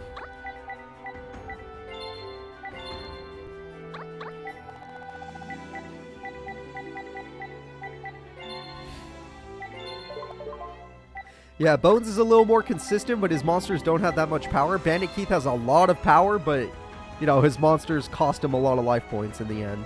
So, here we go. The first semifinal duel, Bandit Keith versus Bones. Let me get their faces ready. The master versus the student. Graceful Charity kicks in first, and he throws away a couple cards, and he sets and he passes. All right.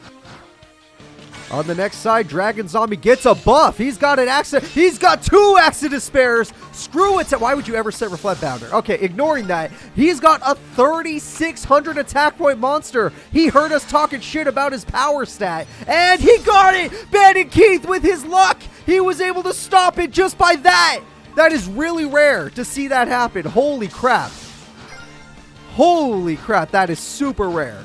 And Bones is now screwed because he lost all of his equip spells just like that. And Bandit Keith is going in with his oh no! He was going to hold him back with a castle, but Metamorph says go to hell. Bandit Keith is in complete control of the duel, as he should be since he's the leader of Bones. Bones gets a Harpy's Feather Duster to just help himself out. That card has the wrong art, but whatever. It's Dragon Zombie. And there's just a set. Mausoleum of the Emperor will make it so Keith can summon his legendary Barrel Dragon. The ace monster of his deck is here, and it fails. Mirror Force, he was saving it! Bones, yet again, saves his Mirror Force for the perfect moment. He held it back, and it made sense. That was actual good AI. That was a big brain play to wait. Most AIs just let it go, but he waited. Respect to Bones. Respect to Bones on that one. You rarely see an AI wait. At least not like that. That was perfect timing. All right. Keith does get another monster. He pays 1,000, and Blowback will fail. Reflect Bounder can easily get rid of Snakehair, and Blowback gets rid of Dragon Zombie. It looks like our buddy Bones is still in a terror. Oh! Dark Hole! Holy crap! He is literally keeping himself in this duel somehow. And Bandit Keith has finally bricked, which is what his deck is all about. And Bones draws the Clown Zombie with an Axe of Despair and rips through Bandit Keith's life points. Bandit Keith only has 2,650 life points left to his name, and this is one of the craziest duels we've seen yet. Will the master lose to the student? And he just has a trap. I think we all know what trap that will be. And Bones goes in for 2350. And he gets the hit because Bandit Keith is waiting. Bandit Keith is actually waiting, but he cannot afford to use his field spell, which means now his bricks are real. He can't summon Slot Machine, Barrel Dragon, Launcher Spider, none of that. And Bones loses his only monster, but summons the Kickman. Bandit Keith bricked. He didn't get Overdrive. He lost all of his Reflect Bounders. He doesn't draw his Mechanical Chaser. The Pumpkin, the boss monster of Bones, goes in and takes out his master. Bones, the grunt of grunts, takes out his master.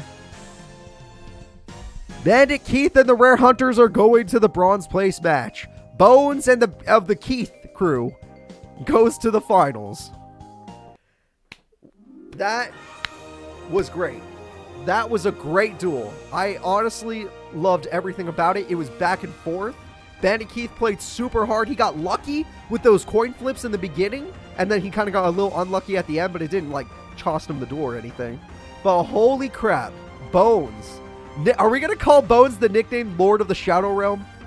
I like that. Tinker, I like that. Does anyone else like that nickname? Bones, the Lord of the Shadow Realm. Oh my god, he's going to the finals. Well, soon he might be the Lord of the Grunts if this works out. Alright, the other two grunts to go at it will be Shingo and Alito. The Barian Alito versus the Leo Dual School student Shingo. Alright, Shingo and Alito are up next, everybody. Alright. Pretty stressed out for this duel because this is two extremely high tier characters going at it. His boss monster is Gold Mammoth, Mammoth of Goldfine or whatever, Great Mammoth of Goldfine, but also Pumpkin. Mammoth of Goldfine is his Battle City boss monster. Pumpkin is his Duelist Kingdom boss monster, but they're both boss monsters. And technically Pumpkin could become stronger than Mammoth of Goldfine, so, you know, to each their own. Alright. I am ready to start the final semi-final fight. Shingo and Alito. Shingo, World Champion. Alito, Champion of the 180 Character Tournament.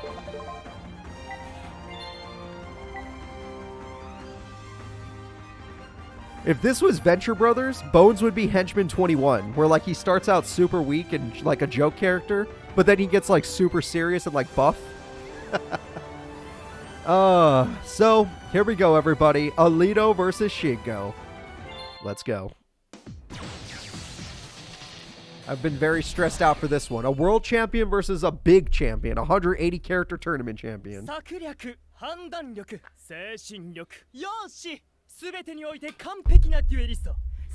You're right, Nick. I don't need Bandit Keith in Falsebound Kingdom. I just would like to have him.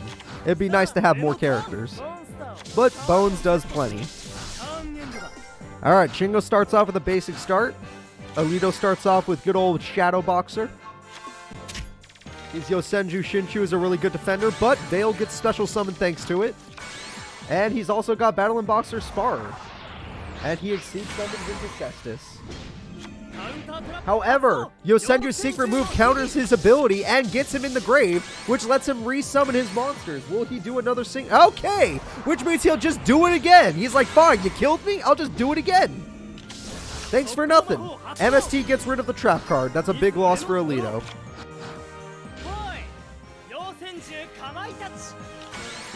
And Yosenju Kama number 1 is here and bounces back the monster, and he loses it. However, he still has Switch Hitter, and we all know Switch Hitter can bring back this monster, and we all know that this monster... Oh god, what is this? I don't know that spell card. And an XYZ summon comes out and say hello to another Nova Caesar. Two Nova Caesars are rocking out, and they're about to do a lot of damage to Shingo, who has not pulled off his 5-monster combo.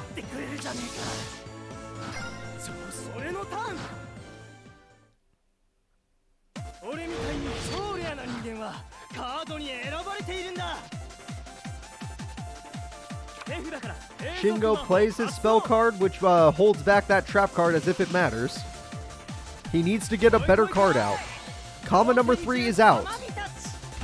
Comma number 3 gets comma number 1. Comma number 1 gets comma number 2. He has number 1, 2, and 3. And he's going in. Alright, that gets him his boss monster. But it might be too late. He is an open field. All Alito has to do is 3,700 damage, which should be pretty easy for him. But he doesn't draw a monster, which means Shingo gets one more turn. Hold up. Shingo gets... The world champ still has one turn left in him.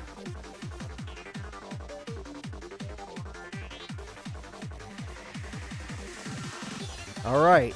Shingo, how are you going to make this work? I see your brain working. Your AI brain is actually waiting. I don't understand why when Shingo plays, it takes like 10 times longer. Like his brain is just like, wait, I know this. I'm calculating the only way where I get a victory. Okay, well, this is a long time. There you go. Comma number 2. Okay. How does this turn into a victory? Tell me.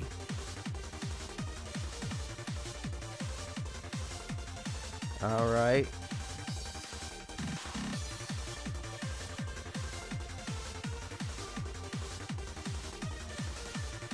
Okay, it's taking you a long time, Shingo, to figure out what you're planning on doing here. You know what, if you want my opinion, for a guy that doesn't know any new cards and is just going to assume what you're going to do, summon your boss monster, bounce back the trap you don't have locked down, bounce back the monster, and then summon a bunch of monsters to attack directly.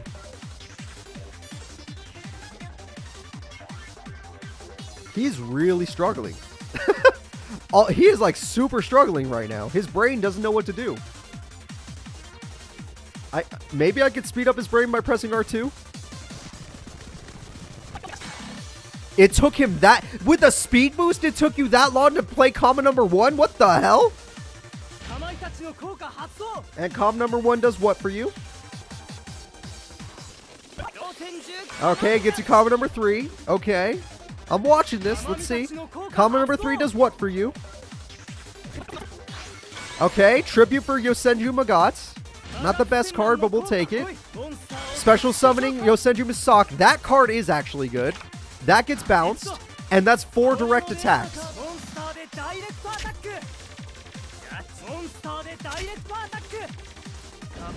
Alito loses just about everything. And the duel. The winner is Shingo! That's why it took his brain that long to figure it out. Because he had a way to win the duel. He just had to play his hand perfectly.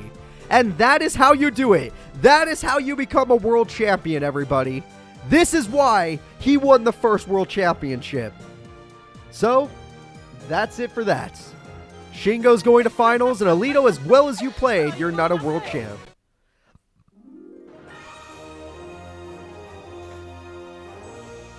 Alright, let's go. Oh, it's funny. Gabriel, I'm not making fun of you, but the fact that you're so behind means that you're going to have a lot of fun in a second. Oh, Shingo moves forward. Now, don't get excited. We need to take a breath. Alright? We need to take a breath. It's not about that.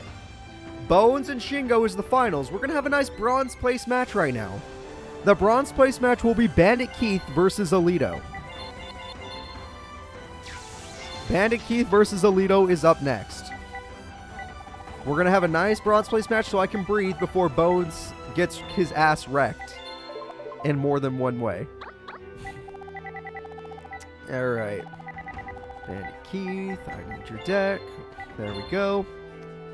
And Alito, I need your deck. Alright, everybody, let's go ahead and get things started.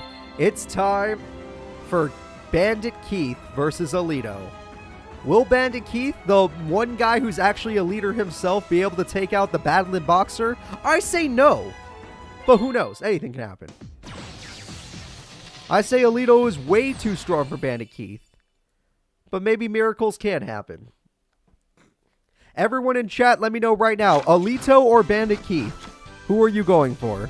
Alito already starts off with Glassjaw. Alito fans? Yeah, I can see Alito fans. Alito fans? Yep. Oh, 7 completed, making him... Well, he doesn't need to be stronger than Glassjaw, but making him do a lot of damage to Alito on the first turn. Not bad. Dark Hole! Damn! Oh, Glassjaw's going in. Magic Cylinder! Damn! Alito takes a lot of damage, and the duel just started. And we have Reflect Bounder, which will... Oh my god, can Alito win? Alito, you have to defeat a Reflect Bounder without accidentally killing yourself. Holy crap! Wait, Alito, don't tell me you're gonna lose the Bandit Key. That's 1,700 damage. Alito loses. He buffed himself. Alito killed himself. He buffed himself and did 2,000 damage. What the fuck?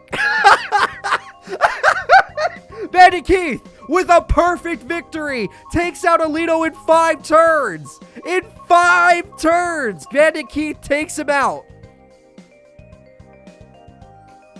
Let it be known, Bandit Keith, I don't even think he's a champion event. I don't think he's ever been a champion. I think his best placement is this, 3rd place. Is stronger than the 180 character champion Alito.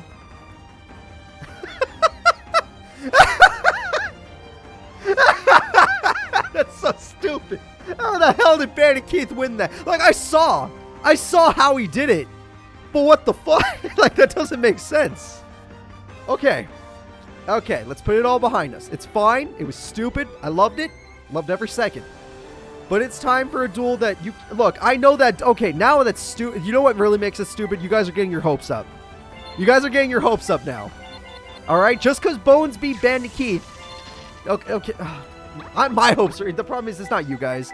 I'm just projecting onto you. It's my hopes that are getting up. It's my hopes that are getting up, everybody. Can Bones take out a world champion? Can Bones be the #1 grunt? Alright. 4th place. 3rd place. Now we get to find out the top 2. Oh my god, don't do this to me, game. Do not do this to me. It's not funny. Alright, here we go, everybody. Shingo, the first ever world champion, versus Bones, the champion of the first ever Duel Monsters tournament. Let's go.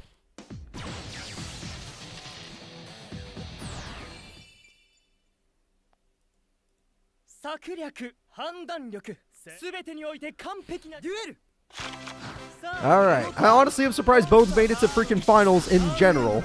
But whatever. Alright, Pyramid of Wonders kicks in.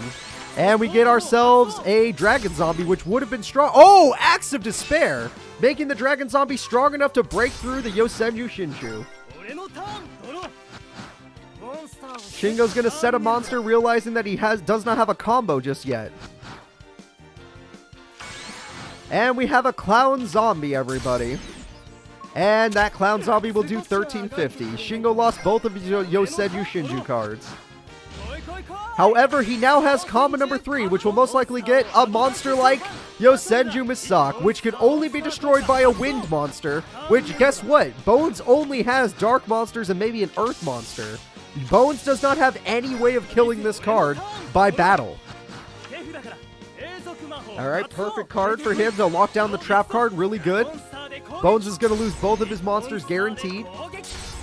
It was killed by battle, though, so he's able to get out his Spirit Reaper, which will still die. Spirit Reaper still dies because it's a dark monster, not a wind monster. Graceful Charity kicks in, and there's no Grace. That was a huge counter. Losing Graceful Charity is big. Bones was unable to Graceful Charity. And that card will instantly kill anything that isn't wind. And he tributes it. Why? That card's invincible. And Bones tributes his for Pumpkin, but he's not willing to attack. I would have. And yeah, you really should have attacked. He only had 100 defense. Alright, Bones is about to lose his boss monster, the Pumpkin. That's pretty big. And Bones is bricked, everybody. He's just so tired. It took a lot to beat Bandit Keith. Give him a break. I think Bones is out of energy, guys.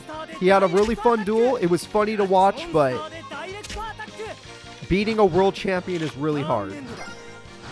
In fact, the person that won the last tournament on my channel, which was the Return to Duel Academy tournament, was a world champion. Okay, he gets swords to try and stall, but if he gets comma number 1, it doesn't matter. Swords doesn't work on that. Okay, he doesn't have comma number 1, buying Bones some time. Bones gets a card, but it's not the time he needs. Shingo is still in complete control of the duel. He's just being patient to wait for swords to run out. Call of the Haunted will bring back Dragon Zombie instead of Pumpkin. Weird choice. And Snake Hair, just to try and destroy these monsters. And all he's been getting is those Yosenju cards, which are just way too much defense. Bones doesn't stand a ghost of a chance. And yeah, all of these cards look like they're going to destroy Bones. No more swords, no more chance. Comma number 2 will die, but who does it matter? Alright, I see the bots, everybody, don't worry. Just ignore, well, don't ignore them, make fun of them. But always make fun of them. There we go. There we go.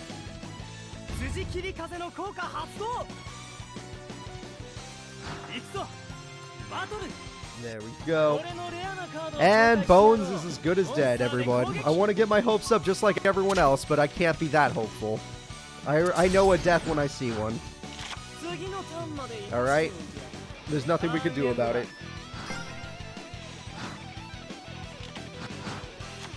And Harpy's Feather Duster will not really help, but whatever. Here we go, everyone. I'm sorry, Bones. You're not Bandit Keith, even though you're better than him. You're about to die to a direct... Well, the direct attack won't kill you, but you're about to die next turn to a direct attack. Pumpkin will survive, but no, it won't, because he had a buffing card in his hand. Next turn, his opponent will kill him by a direct attack. Dragon Zombie cannot save you. It's already too late.